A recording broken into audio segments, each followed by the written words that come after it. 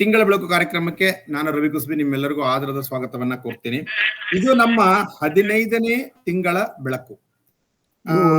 ಜನವರಿ 2024ರಲ್ಲಿ ಆರಂಭವಾದ ನಮ್ಮ ಈ ತಿಂಗಳ ಬೆಳಕು ಇಲ್ಲಿವರೆಗೂ 15 ಕಂತುಗಳನ್ನ ಇವತ್ತಿನ ಕಂತು ಸೇರಿ 15 ಕಂತುಗಳನ್ನ ಪೂರೈಸ್ತಾ ಇದೆ. ಇದಕ್ಕೆಲ್ಲ ನಿಮ್ಮ ಸಹಕಾರ ಮತ್ತು ಪ್ರೋತ್ಸಾಹ. ಈಗ ಮಾತಾಡ್ತಾ ಇನ್ನೊಂದು ಕಾರ್ಯಕ್ರಮ ಬಂತಲ್ಲ, ಅದೇ ತರ ಒಂದು ಹುರುಪಿನ ಭಾಗವಹಿಸುವಿಕೆ ಇದರ ಒಂದು ಯಶಸ್ಸಿಗೆ ಕಾರಣ ಅಂತ ಹೇಳ್ತೀನಿ. ನಿಮ್ಮೆಲ್ಲರಿಗೂ ಈ ವಿಷಯಕ್ಕೆ ಒಂದು ಧನ್ಯವಾದವನ್ನು ಅರ್ಪಿಸಲೇಬೇಕು. ನಾನು ಈ ಬಾರಿಯ ನಮ್ಮ ಒಂದು ತಿಂಗಳ ಬೆಳಕಿನಲ್ಲಿ ನಾವು ಬಳಸ್ತಕ್ಕಂಥ ವಿಷಯ ಅತ್ಯಂತ ವಿಶೇಷವಾಗಿದೆ. ಅದು ಭಾವಗೀತೆಗಳ ಭಾವಯಾನ. ನಾವೆಲ್ಲರೂ ಬರಹಗಾರರಾಗಿರೋದ್ರಿಂದ ಭಾವನೆಗಳ ಬಗ್ಗೆ ಹೆಚ್ಚು ಒತ್ತು ಕೊಡ್ತೀವಿ. ಅದರಲ್ಲೂ ಭಾವಗೀತೆಗಳು ಅಂದ್ರೆ ವಿಶೇಷವಾಗಿ ನಮಗೆ ಒಲವಿರುತ್ತೆ. ಅದಕ್ಕೆ ನಾನು ಇವತ್ತು ಸಮುದ್ರ ತೀರದಲ್ಲಿ ಕೂತ್ಕೊಂಡು ಭಾವಗೀತೆ ಕೇಳೋಣ ಅಂತ ದೂರ ಬಂದ್ಬಿಟ್ಟಿದ್ದೀನಿ ಮನೆಯಿಂದ.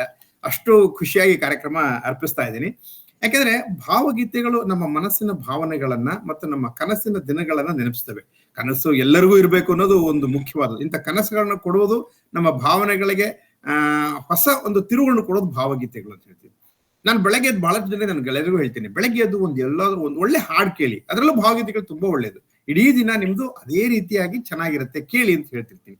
ಆ ತರದ ಗೀತೆಗಳು ನಮ್ಮ ಒಂದು ಜೀವನದಲ್ಲಿ ಎಫೆಕ್ಟ್ ಕೊಡ್ತೇವೆ. ಆದ್ರಿಂದ ಇವತ್ತು ಎಲ್ಲರಿಗೂ ಆ ಒಂದು ಭಾವಗೀತೆಗಳ ಒಂದು ಭಾವಯಾನವನ್ನ ನಡೆಸಿಕೊಳ್ಳಲು ನಮ್ಮ ಡಾಕ್ಟರ್ ಶುಭಶ್ರೀ ಪ್ರಸಾದ್ ಇದ್ದಾರೆ. ಓಕೆ, ಅವರಿಗೂ ಸ್ವಾಗತವನ್ನ ನಾನು ಕೋರ್ತೀನಿ ಎಲ್ಲರ ಜೊತೆಗೂ. ಮತ್ತು ಇನ್ನೊಂದು ಏನು ಅಂದ್ರೆ, ಈ ಭಾವಗೀತೆಗಳು ಅನ್ನೋದು ಕನ್ನಡ ಸಾಹಿತ್ಯಕ್ಕೆ ಮಾತ್ರ ಮೀಸಲಾದದ್ದು. ಬೇರೆ ಯಾವ ಒಂದು ಭಾಷೆಯ ಸಾಹಿತ್ಯದಲ್ಲಿ ಅಂದ್ರೆ ಮಲಯಾಳಂ ಅಲ್ಲಾಗ್ಲಿ, ತೆಲುಗು, ತಮಿಳು ಇಲ್ಲ ಅಂತ SP ಬಾಲಸುಬ್ರಹ್ಮಣ್ಯ ಒಂದು ಕಾರ್ಯಕ್ರಮ ಹೇಳಿದನ್ನು ಕೇಳಿದ್ದೆ. ಯಾಕಂದ್ರೆ ನಾನು ಎಲ್ಲಾ ಸಾಹಿತ್ಯಗಳನ್ನ ಓದಿಲ್ಲ, ಆದ್ರಿಂದ ನಾನು ಹೇಳಲಾರೆ. ಬಟ್ ಅವರ ಒಂದು ಕೋಟನ್ನು ಮಾತ್ರ ಹೇಳಬಲ್ಲೆ. ಭಾವಗೀತೆ ಎನ್ನುವುದು ನಮ್ಮ ಕನ್ನಡ ಸಾಹಿತ್ಯಕ್ಕೆ ಮಾತ್ರ ಇರತಕ್ಕಂಥ ವಿಶೇಷವಾದ ಕೊಡುಗೆ ಅಂತ ಹೇಳಿ. ಇಂಥ ಒಂದು ಭಾವಗೀತೆ, ಯಾಕೆಂದ್ರೆ ನಾವೀಗ ನೋಡಿ, ನಮ್ಮ ಕೇಸನ್ನ ಹಾಡು ಕೇಳಿದಾಗ ನಿನ್ನೊಲುಮೆಗಿಂದಲೇ ಬಾಳು ಬೆಳಕಾಗಿರಲ್, ಆ ಹಾಡು ಕೇಳಿದಾಗ ಏನೋ ಎಷ್ಟೇ ನೋವಾಗಿರ್ಲಿ ಮನಸ್ಸಿಗೆ, ನೀವು ಒಂದು ರೀತಿ ಬೇರೆ ವ್ಯಕ್ತಿಯೇ ಆಗ್ಬಿಡ್ತೀರಿ. ಆ ತರದ ಇಡೀ ನಿಮ್ಮ ಮೂಡನ್ನ, ಇಡೀ ನಿಮ್ಮ ಮನಸ್ಸನ್ನ, ಇಡೀ ನಿಮ್ಮ ದಿನವನ್ನ ಬದಲಾವಣೆ ಮಾಡ್ತಕ್ಕಂಥ ಶಕ್ತಿ ಇರೋದು ನನ್ನ ಮಟ್ಟಿಗೆ ಹೇಳೋದಾದ್ರೆ ಭಾವಗೀತೆಗಳಲ್ಲಿ. ಆದ್ರಿಂದ ಇವಾಗ ಭಾವಗೀತೆಗಳ ಭಾವಯಾನವನ್ನ ಆರಂಭ ಮಾಡೋಣ. ಅದಕ್ಕಿಂತ ಮುಂಚೆ ನಮ್ಮ ಇನ್ನೊಂದು ಅತ್ಯಂತ ಖುಷಿಯ ಸಂಗತಿನ ನಾನು ಹಂಚ್ಕೋಬೇಕಾಗಿದೆ. ಅದು ಅಂದ್ರೆ ಕನ್ನಡಕ್ಕೆ ಬಂದಿರತಕ್ಕಂಥ ಬೂಕರ್ ಪ್ರಶಸ್ತಿ. ಹೌದು ಗೆಳೆಯರೆ, ಬಹಳ ಖುಷಿಯಾದ ಪ್ರಶಸ್ತಿ. ಯಾಕಂದ್ರೆ ಕನ್ನಡ ಪುಸ್ತಕಕ್ಕೆ ಅಂತಾರಾಷ್ಟ್ರೀಯ ಮಟ್ಟದಲ್ಲಿ ಒಂದು ಸನ್ಮಾನ ದೊರೆತಿದೆ. ನಾವೆಲ್ಲರೂ ಹೆಮ್ಮೆಯಿಂದ ಬೀಗಬೇಕು. ಇಲ್ಲಿವರೆಗೂ ನಾವು 8 ಜ್ಞಾನಪೀಠ ಪ್ರಶಸ್ತಿಗಳು ಅಂತ ಹೇಳ್ಕೊತಾ ಇದ್ವಿ. ಈಗ ಇನ್ನೊಂದು ಹೇಳ್ಬೋದು, 8 ಜ್ಞಾನಪೀಠ ಮತ್ತು 1 ಬೂಕರ್ ಪ್ರಶಸ್ತಿ ಪಡೆದಂತ ನಮ್ಮ ಸಾಹಿತ್ಯ ಅಂತ ಹೇಳ್ಬೋದು. ಇದನ್ನು ಪಡೆದವರು ಸಾರಾ ಅಬೂಬಕರ್, ಬಾನು ಮಸ್ತಾಕ್, ಸಾರಾ ಅಬೂಬಕರ್, ನಟರಾಜ್ ಹುಳಿಯಾರ್, ಇವರೆಲ್ಲರೂ ನಮಗೆಲ್ಲ ಪರಿಚಿತರು. ಯಾಕೆಂದ್ರೆ ನಾವೆಲ್ಲ ಲಂಕೇಶ್ ಪತ್ರಿಕೆಯನ್ನು ಓದಿ ಬೆಳೆದವರು. ಲಂಕೇಶ್ ಪತ್ರಿಕೆಯನ್ನು ಓದವ್ರು ಯಾರಿಗೂ ಇವರು ಹೊಸವರಲ್ಲ. ಬಾನು ಮಸ್ತಾಕ್ ಅವರು ಅವಾಗಲೇ ಬರಿತಾ ಇದ್ರು. ಇವರು ಪತ್ರಕರ್ತರು ಆಗಿದ್ರು. ಅವರ 12 ಸಣ್ಣ ಕಥೆಗಳನ್ನ ಹಾರ್ಟ್ ಲ್ಯಾಂಪ್ ಅಂತ ಮಾಡಿದ್ದಾರೆ. ಹಾರ್ಟ್ ಲ್ಯಾಂಪ್ ಅಂತ ಇಂಗ್ಲಿಷಿಗೆ ಅನುವಾದ ಮಾಡಿದ್ದಾರೆ ದೀಪಾ ಬಸ್ತಿಯವರು. ಈ 12 ಕಥೆಗಳನ್ನ ಎಲ್ಲಿಂದ ಆರಿಸಿದ್ದಾರೆ ಅಂದ್ರೆ ಹಸೀನಾ ಮತ್ತು ಇತರ ಕಥೆಗಳು ಅಂತ ಹೇಳಿ ಬಾನು ಮಸ್ತಾಕ್ ಅವರು ಎಲ್ಲ ಕಥೆಗಳನ್ನು ಸೇರಿ ಸಮಗ್ರವಾದ ಒಂದು ಕಥೆಗಳ ಒಂದು ಭಂಡಾರದಿಂದ ನಮ್ಮ ಈ ದೀಪಾ ಜಾಸ್ತಿ ಅನ್ನೋರು 12 ಕಥೆಗಳನ್ನ ಮಾತ್ರ ಆರಿಸಿದ್ದಾರೆ. ಅದರಲ್ಲಿ ಒಂದು ಕತೆ ಇದೆ, ಅದೇ ಹಾರ್ಟ್ ಲ್ಯಾಂಪ್ ಅಂತ ಇಟ್ಟಿದ್ದಾರೆ. ಅದ್ರ ತುಂಬಾ ಚೆನ್ನಾಗಿದೆ. ಅದರ ಹೆಸರು, ಕನ್ನಡದ ಹೆಸರು ಇದೆ ಅದಕ್ಕೆ, ಹಾರ್ಟ್ ಲ್ಯಾಂಪ್ ಅಂದ್ರೆ ಹೃದಯ ದೀಪಿಕೆ ಅಂತ ಇರ್ಬೇಕು. ಹೃದಯ ದೀಪಿಕೆ ಅಂತ ಇದೆ. ಆ ಒಂದು ಕಥೆಯನ್ನ ಇವರು ಮೇನ್ ಆಗಿ ಇಟ್ಕೊಂಡ್ಬಿಟ್ಟು ಅದಕ್ಕೆ ಹಾರ್ಟ್ ಲ್ಯಾಂಪ್ ಅಂತ ಹೆಸರಿಟ್ಟಿದ್ದಾರೆ. ಹಾರ್ಟ್ ಲ್ಯಾಂಪ್ ಅಂತ ಹೆಸರು ಬೂಕರ್ಗೆ ಸುಮಾರು 6 ಪುಸ್ತಕಗಳು ಕೊನೆಯ ಹಂತದಲ್ಲಿತ್ತು. ಕೊನೆಯ ಹಂತದಲ್ಲಿದ್ದಾಗ ತುಂಬಾ ಕಾಂಪಿಟೇಷನ್ ಟಫ್ ಆಗಿದ್ರು ಕೂಡ ಕೊನೆಗೆ ಸಿಕ್ಕಿದ್ದು ಬಾನು ಮಸ್ತಾಕ್ ಅವರ ಈ ಹಾರ್ಟ್ ಲ್ಯಾಂಪ್ ಇಂಗ್ಲಿಷ್ ಅನುವಾದದ ಕಥೆಗೆ. ಇಂಥ ಒಂದು ಕನ್ನಡತಿಯನ್ನ ಲಂಡನ್ ನಲ್ಲಿ ಅವರೆಲ್ಲ ನಾವು ಮಾಡಿದಾಗ ನೋಡಿದೆ, ಬಹಳ ಖುಷಿ ಆಯ್ತು ನಮಗೆಲ್ಲರಿಗೂ ಹೆಮ್ಮೆ. ಇದು ಒಬ್ಬ ಮುಸ್ಲಿಂ ಮಹಿಳೆ ಒಂದು ಸಾಧನೆ ಮಾಡಿರೋದಲ್ಲದೆ ಅಂತಾರಾಷ್ಟ್ರೀಯ ಮಟ್ಟದ ಹೆಸರು ಗಳಿಸೋದು ನಮಗೆಲ್ಲ ಕನ್ನಡಿಗರಿಗೆ ಹೆಮ್ಮೆ ಆಗ್ಬೇಕು. ಇದ್ರ ಬಗ್ಗೆನೇ ನಾವು ಒಂದು ಕಾರ್ಯಕ್ರಮ ಮಾಡ್ಬೇಕು ಅಂತಿದೆ. ನಾವು ಮತ್ತೆ ಹೇಳೋದಕ್ಕಿಂತ ಈಗ ಈ ಕಾರ್ಯಕ್ರಮ ಮಾಡ್ಲಿಕ್ಕೆ ನಮ್ಮ ಶುಭಶ್ರೀ ಅವರು, ನಾಗರತ್ನ ಮೇಡಮ್ ಮತ್ತು ಮೇಡಮ್ ಒಪ್ಕೊಂಡಿದ್ದಾರೆ. ಅವ್ರಿಗೆಲ್ಲ ನಾನು ಇವಾಗಲೇ ಧನ್ಯವಾದ ಹೇಳ್ತೀನಿ. ನಾವೊಂದು ಇವ್ರ ಬಗ್ಗೆನೇ, ಇವರ ಸಾಹಿತ್ಯಗಳ ಬಗ್ಗೆ ಒಂದು ಕಾರ್ಯಕ್ರಮವನ್ನು ನಾವು ಬೇಗ ಮಾಡೋರು ಇರ್ತೀವಿ. ಸೊ ಇಷ್ಟೆಲ್ಲ ನಾನು ಮಾತಾಡ್ತೀನಿ, ಯಾಕಂದ್ರೆ ಇದು ಇವತ್ತಿನ ಕಾರ್ಯಕ್ರಮಕ್ಕಲ್ಲ, ಆದ್ರೆ ನಮ್ಮ ಸಂಭ್ರಮಕ್ಕೆ ಒಂದು ಸಣ್ಣ ಒಂದು ಇದನ್ನ ನಾನು ಹೇಳಿದೆ ಅಷ್ಟೇ. ಈಗ ನಮ್ಮ ಡಾಕ್ಟರ್ ಶುಭಶ್ರೀ ಪ್ರಸಾದ್ ಅವರು ಅನೇಕ ರೀತಿಯಲ್ಲಿ ಹೆಸರು ಮಾಡಿದ್ದಾರೆ ಇವತ್ತಿನ ನಮ್ಮ ಅತಿಥಿಗಳು. ಅವರ ಬಗ್ಗೆ ನಾನು ನಮ್ಮ ಶ್ರೀಯುತ ರಂಗರಾಜನ್ ಅವರಿಗೆ ಡಾಕ್ಟರ್ ಶುಭಶ್ರೀ ಪ್ರಸಾದ್ ಅವರ ಪರಿಚಯವನ್ನ ಮಾಡಿಕೊಡ್ಬೇಕು. ವೇದಿಕೆಗೆ ಗೊತ್ತು, ಅವ್ರು ಇದ್ದಾರೆ, ಎಲ್ಲರ ಬಗ್ಗೆ ಗೊತ್ತು, ಆದ್ರೂ ಕೂಡ ಒಂದು ಪ್ರಾರಂಭಿಕವಾಗಿ ಡಾಕ್ಟರ್ ಶುಭಶ್ರೀ ಪ್ರಸಾದ್ ಅವರ ಪರಿಚಯ. ಇವತ್ತು ನಮ್ಮ ವೇದಿಕೆಯ ಒಂದು ವಿಶೇಷ ದಿನ. ಯಾಕಂದ್ರೆ ರವಿ ಕುಸುಬಿ ಅವರು ಹೇಳಿದಾಗೆ ಈ ಭಾವಗೀತೆ ಅನ್ನೋದು ಬೇರೆ ಯಾವ ಭಾಷೆಯ ಸಾಹಿತ್ಯ ಪ್ರಕಾರದಲ್ಲೂ ಇಲ್ಲ, ಇದು ಕನ್ನಡದಲ್ಲಿ ಮಾತ್ರ ಇರೋದು. ಹಾಗೂ ಈ ನಮ್ಮ ವೇದಿಕೆಯ ಸದಸ್ಯರನ್ನ ಪರಿಚಯಿಸೋದೇ ಒಂದು ಕಾರ್ಯಕ್ರಮ ಆಗಿಬಿಡುತ್ತೆ. ಯಾಕಂದ್ರೆ ನಮ್ಮ ವೇದಿಕೆಯಲ್ಲಿರೋ ಸದಸ್ಯರೆಲ್ಲ ಅಷ್ಟೊಂದು ಸಾಧನೆಗಳನ್ನ ಮಾಡಿದ್ದಾರೆ. ಡಾಕ್ಟರ್ ಶುಭಶ್ರೀ ಪ್ರಸಾದ್ ಅವರ ಪರಿಚಯ ಎಲ್ಲರಿಗೂ ಇದೆ. ಯಾಕಂದ್ರೆ ಇತ್ತೀಚೆಗಷ್ಟೇ ನಮ್ಮ ವೇದಿಕೆಯಲ್ಲಿ ಶ್ರೀ ಇಜೇರಿ ಅವರು ಇವರ ಪರಿಚಯವನ್ನ ವಿಶೇಷವಾಗಿ ಮಾಡಿಕೊಟ್ಟಿದ್ದಾರೆ. ಸಾಕಷ್ಟು ವಿಚಾರಗಳು ಆ ಪರಿಚಯದಲ್ಲಿ ಸಿಗುತ್ತೆ ನಿಮ್ಗೆ. ಆದರೂ ಈ ಸಂದರ್ಭದಲ್ಲಿ ಡಾಕ್ಟರ್ ಶುಭಶ್ರೀ ಪ್ರಸಾದ್ ಅವರ ಪರಿಚಯನ ಮಾಡಿಕೊಡೋದಕ್ಕೆ ನಾನು ಇಷ್ಟಪಡ್ತೀನಿ. ಇದು ಸಾಂಪ್ರದಾಯಿಕವಾದ ಪರಿಚಯ. ಡಾಕ್ಟರ್ ಶುಭಶ್ರೀ ಪ್ರಸಾದ್ ಅವರು ನಮ್ಮ ವೇದಿಕೆಯ ಹೆಮ್ಮೆಯ ಸದಸ್ಯರು. ಸಕ್ಕರೆ ನಾಡು, ಬೆಣ್ಣೆಯ ಬೀಡು ಮಂಡ್ಯ ಜಿಲ್ಲೆಯಲ್ಲಿ ಕಬ್ಬು ಬೆಳೆಯುವ ಹಾಗೆ ಸಿಹಿ ಸಾಹಿತ್ಯದ ವ್ಯವಸಾಯ ಮಾಡ್ತಾ ಬರ್ತಿದ್ದಾರೆ. ಮಂಡ್ಯ ಭಾರತೀಯ ಸ್ಟೇಟ್ ಬ್ಯಾಂಕಿನ ಶಾಖೆಯಲ್ಲಿ ತಮ್ಮ ಅತ್ಯುತ್ತಮ ಸೇವೆಯನ್ನು ಸಲ್ಲಿಸ್ತಾ ಇದ್ದಾರೆ. ಗ್ರಾಹಕರ ಕಷ್ಟ ಸುಖಗಳನ್ನು ಅರಿತು ಅವರ ಸೇವೆ ಮಾಡುತ್ತಾ ಆ ಅನುಭವಗಳನ್ನ ಬ್ಯಾಂಕರ್ಸ್ ಡೈರಿ ಎನ್ನುವ ಶೀರ್ಷಿಕೆಯಡಿಯಲ್ಲಿ ಬರೆಯುತ್ತಾ ಬರ್ತಿದ್ದಾರೆ.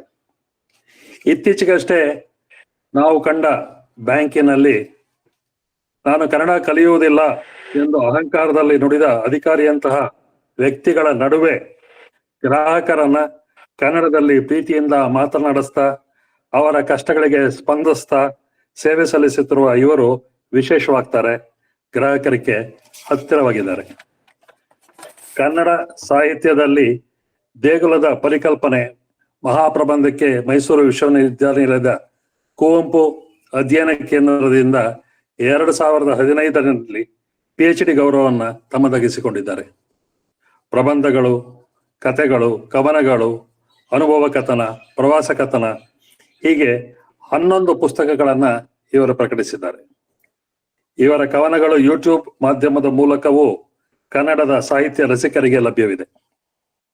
ಡಾಕ್ಟರ್ ಶುಭಶ್ರೀ ಪ್ರಸಾದ್ ಅವರು ವಾರ್ತಾವಾಚಕಿಯಾಗಿ, ಕಾರ್ಯಕ್ರಮದ ನಿರೂಪಕಿಯಾಗಿ, ಛಾಯಾಚಿತ್ರಗ್ರಾಹಕಿಯಾಗಿ, ಕನ್ನಡ ಸಾಹಿತ್ಯ ಸಮ್ಮೇಳನದಲ್ಲಿ ಸ್ತ್ರೀ ಬಗ್ಗೆ ವಿಷಯ ಮಂಡನೆ ಹೀಗೆ ಅನೇಕ ಪ್ರಕಾರಗಳಲ್ಲಿ ಸಾಹಿತ್ಯ ಸೇವೆ ಮಾಡುತ್ತಾ ಬರುತ್ತಿದ್ದಾರೆ. ಇವರನ್ನ ಅನೇಕ ಪ್ರಶಸ್ತಿ ಗೌರವಗಳು ಅಲಂಕರಿಸಿವೆ.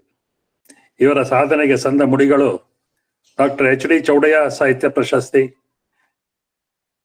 ಜಿ ಶಂಪಾ ವೇದಿಕೆಯಿಂದ ಕಾವ್ಯಶ್ರೀ ಪ್ರಶಸ್ತಿ, ಅನ್ನಪೂರ್ಣಶ್ರೀ ಪ್ರಶಸ್ತಿ, ರಾಜಮಾತೆ ಪ್ರತಾಪಕುಮಾರಿ ಅಮ್ಮಣ್ಣಿ ಪ್ರಶಸ್ತಿ, ಹುಬ್ಬಳ್ಳಿಯ ಚೇತನ ಸಾಹಿತ್ಯ ಪ್ರಶಸ್ತಿ, ಬೀರದರದ ದೇಶಪಾಂಡೆ ಸಾಂಸ್ಕೃತಿಕ ವೇದಿಕೆಯಿಂದ ಸಾಹಿತ್ಯ ಚೂಡಾಮಣಿ ರತ್ನ ಪ್ರಶಸ್ತಿ ಹೀಗೆ ಅನೇಕ ಪ್ರಶಸ್ತಿಗಳನ್ನ ಇವರು ಪಡೆದಿದ್ದಾರೆ.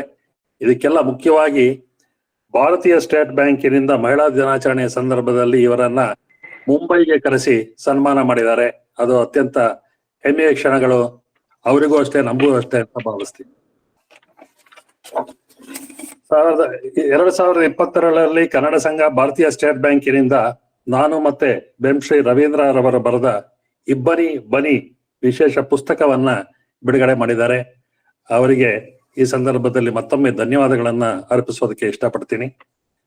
ಈಗ ಡಾಕ್ಟರ್ ಶುಭಶ್ರೀ ಪ್ರಸಾದ್, ನಿಮ್ಮೊಡನೆ ಭಾವಗೀತೆಗಳ ಭಾವಯಾನಕ್ಕೆ ನಾವೆಲ್ಲರೂ ಕಾಯ್ತಾ ಇದ್ದೀವಿ. ಈ ವೇದಿಕೆ ನಿಮಗಾಗಿ. ದಯವಿಟ್ಟು ನಮಗೆಲ್ಲರಿಗೂ ಭಾವಯಾನವನ್ನ ಮಾಡಬೇಕಾಗಿ ವಿನಂತಿಸ್ಕೊಳ್ತೇನೆ. ಎಲ್ರಿಗೂ ನಮಸ್ಕಾರ. ಹೆಸರು ತುಂಬಾ ಚೆನ್ನಾಗಿದೆ, ಭಾವಗೀತೆಗಳ ಭಾವಯಾನ. ಏಕೆಂದ್ರೆ ಮೊದಲು ಹೇಳಬೇಕಂದ್ರೆ ಮನುಷ್ಯರು ಭಾವಜೀವಿಗಳು. ನಮ್ಗೆ ಭಾವನೆಗೆ ಹೆಚ್ಚು ಒತ್ತು ಕೊಟ್ಟು ಸುಖವಾಗ್ಲಿ, ದುಃಖವಾಗ್ಲಿ, ಸಂತೋಷವಾಗ್ಲಿ, ಅಳುವಾಗ್ಲಿ ಅವನ್ನೆಲ್ಲ ಅನುಭವಿಸೋದಿದೆಯಲ್ಲ, ಅದು ನಮಗ್ ಮಾತ್ರ ಸಾಧ್ಯ ಇರೋದು. ಹಾಗಾಗಿ ಭಾವಗೀತೆಗಳಲ್ಲಿನ ಭಾವನೆಗಳ ಏನು ನಮ್ದು ಎಮೋಷನ್ಸ್ ಇದೆ, ಅದರಲ್ಲಿ ಒಂದು ಪ್ರಯಾಣ ಮಾಡುವಂತಹ ಒಂದು ಸುಯೋಗ ನಮ್ದು. ಭಾವಗೀತೆ ಅನ್ನೋದು ಹೆಸರೇ ಹೇಳೋ ಹಾಗೆ ಭಾವ ತುಂಬಿದ ಗೀತೆ. ಗೀತೆ ಅಂದ ಮೇಲೆ ಗೇಯತೆಯ ಜೊತೆಗೆ ಅದರ ಪಯಣ, ಮನದ ಮುದಕ್ಕೆ ಅದು ಮಧುರವಾದ ಮಾಧ್ಯಮ. ಭಾವಯಾನಕ್ಕೆ ಹೊರಡೋ ಮೊದಲು ಒಂದು 10 ನಿಮಿಷಗಳ ಕಾಲ ಆ ಭಾವಗೀತೆಗಳ ಹುಟ್ಟು ಪ್ರಕಾರ ಬೆಳೆದು ಬಂದ ಬಗ್ಗೆ ಅದ್ರ ಬಗ್ಗೆ ಒಂದಿಷ್ಟು ನೋಡೋಣ. ಯಾಕೆಂದ್ರೆ ಬರೀ ಹಾಡುಗಳನ್ನ ನಾವು ಕೇಳೋದು ಅಥವಾ ಹಾಡುಗಳ ಬಗ್ಗೆ ಹೇಳೋದಕ್ಕಿಂತ ಆ ಭಾವಗೀತೆಗಳ ಹಿನ್ನೆಲೆ ಕೂಡ ಒಂದ್ ಸ್ವಲ್ಪನಾದ್ರೂ ತಿಳ್ಕೊಂಡ್ರೆ ಇದು ಪರಿಪೂರ್ಣವಾಗತ್ತೆ ಅನ್ನುವಂಥದ್ದು ನನ್ನ ಅನಿಸಿಕೆ. ಸ್ವಾತಂತ್ರ್ಯ ಗಳಿಕೆಯಂತಹ ಸಾಮೂಹಿಕ ಭಾವ, ದಾಸ್ಯ, ಶೋಷಣೆ, ಮೂಢತೆಗಳು ಇಂತಹ ಸಾಮಾಜಿಕ ಭಾವಗಳನ್ನ ವ್ಯಕ್ತಪಡಿಸೋದು ಒಂದು ಕಾಲದ ಸಾಹಿತ್ಯದ ಅಥವಾ ಕಾವ್ಯದ ಭಾಗ ಆಗಿತ್ತು. ಆದ್ರೆ ವೈಯಕ್ತಿಕವಾದ ಭಾವನೆಗಳೇನಿತ್ತು ಅದನ್ನ ಚಿಕ್ಕದಾಗಿ ಚೊಕ್ಕದಾಗಿ ಅಭಿವ್ಯಕ್ತಿಸುವ ಭಾಗವಾಗಿ ಭಾವಗೀತೆಗಳು ಜನ್ಮ ತಾಳದ್ವು. ಇವು ಹಾಡು ಪದ್ಯ ಅಂತೇನಲ್ಲ, ಆದ್ರೆ ಹಾಡೋದಕ್ಕೆ ಅನುಕೂಲವಾದಂತಹ ಲಕ್ಷಣಗಳನ್ನ ಉಳ್ಳಂತಹ ಕವನಗಳು. 18ನೇ ಶತಮಾನದಲ್ಲಿ ಪಾಶ್ಚಾತ್ಯರಲ್ಲಿ ಇದು ಏರುಮುಖವಾಗಿ ಕಂಡಿತ್ತು. ಮೂಲತಃ ಕ್ರಿಸ್ತಪೂರ್ವ 7-8ನೇ ಶತಮಾನದಲ್ಲೇ ಗ್ರೀಸ್ ದೇಶದಲ್ಲಿ ಈ ಪ್ರಕಾರ ಇತ್ತು ಅಂತ ಹೇಳ್ತಾರೆ. ಭಾವ ಎನ್ನುವುದು ಮನದೊಳಗೆ ಉಕ್ಕುವಂತಹ ಒಂದು ಹೊರತೆ. ಭಾವವಿಲ್ಲದೆ ಜೀವ ಇಲ್ಲ ಅಂತ ಅಂದ್ರೆ ಉತ್ಪ್ರೇಕ್ಷಣೆ ಅಲ್ಲ. ಹೇಗೆ ಅಡುಗೆಗೆ ಉಪ್ಪು, ಸಿಹಿ, ಹುಳಿ, ಖಾರ, ಕಹಿ ಎಲ್ಲ ಹೇಗೆ ಬೇಕೋ ಹಾಗೆ ಬದುಕಿಗೆ ಸಂತೋಷ, ದುಃಖ, ಕೋಪ, ದ್ವೇಷ, ಕಾಳಜಿ, ಸಹನೆ ಮೊದಲಾದ ಅನೇಕ ಭಾವಗಳು ಬೇಕು. ಎಲ್ಲವೂ ಮೇಳೈಸಿದ್ರೆ ಮಾತ್ರ ಹದವಾದ ಬಾಳಾಗತ್ತೆ. ನಾವು ಭಾವಗೀತೆ ಅಂತ ಕರಿತೀವಲ್ಲ, ಈ ಕಾವ್ಯ ಸ್ವರೂಪ ಕನ್ನಡದಲ್ಲಿ ಮೊದಲು ಕಾಣಿಸ್ಕೊಂಡಿದ್ದು 19ನೇ ಶತಮಾನದ ಕೊನೆ ಭಾಗದಲ್ಲಿ. ಅಲ್ಲಿ ತನಕ ಸಿದ್ಧ ಜಾಡಿನಲ್ಲಿ ಬಂದಿದ್ದಂತಹ ಕನ್ನಡ ಕಾವ್ಯಕ್ಕೆ ಒಂದು ಬಗೆ ಮೊನೋಟನಿ ಅಂತೀವಲ್ಲ, ಏಕತಾನತೆ ಆವರಿಸ್ಕೊಂಡ್ಬಿಟ್ಟಿತ್ತು.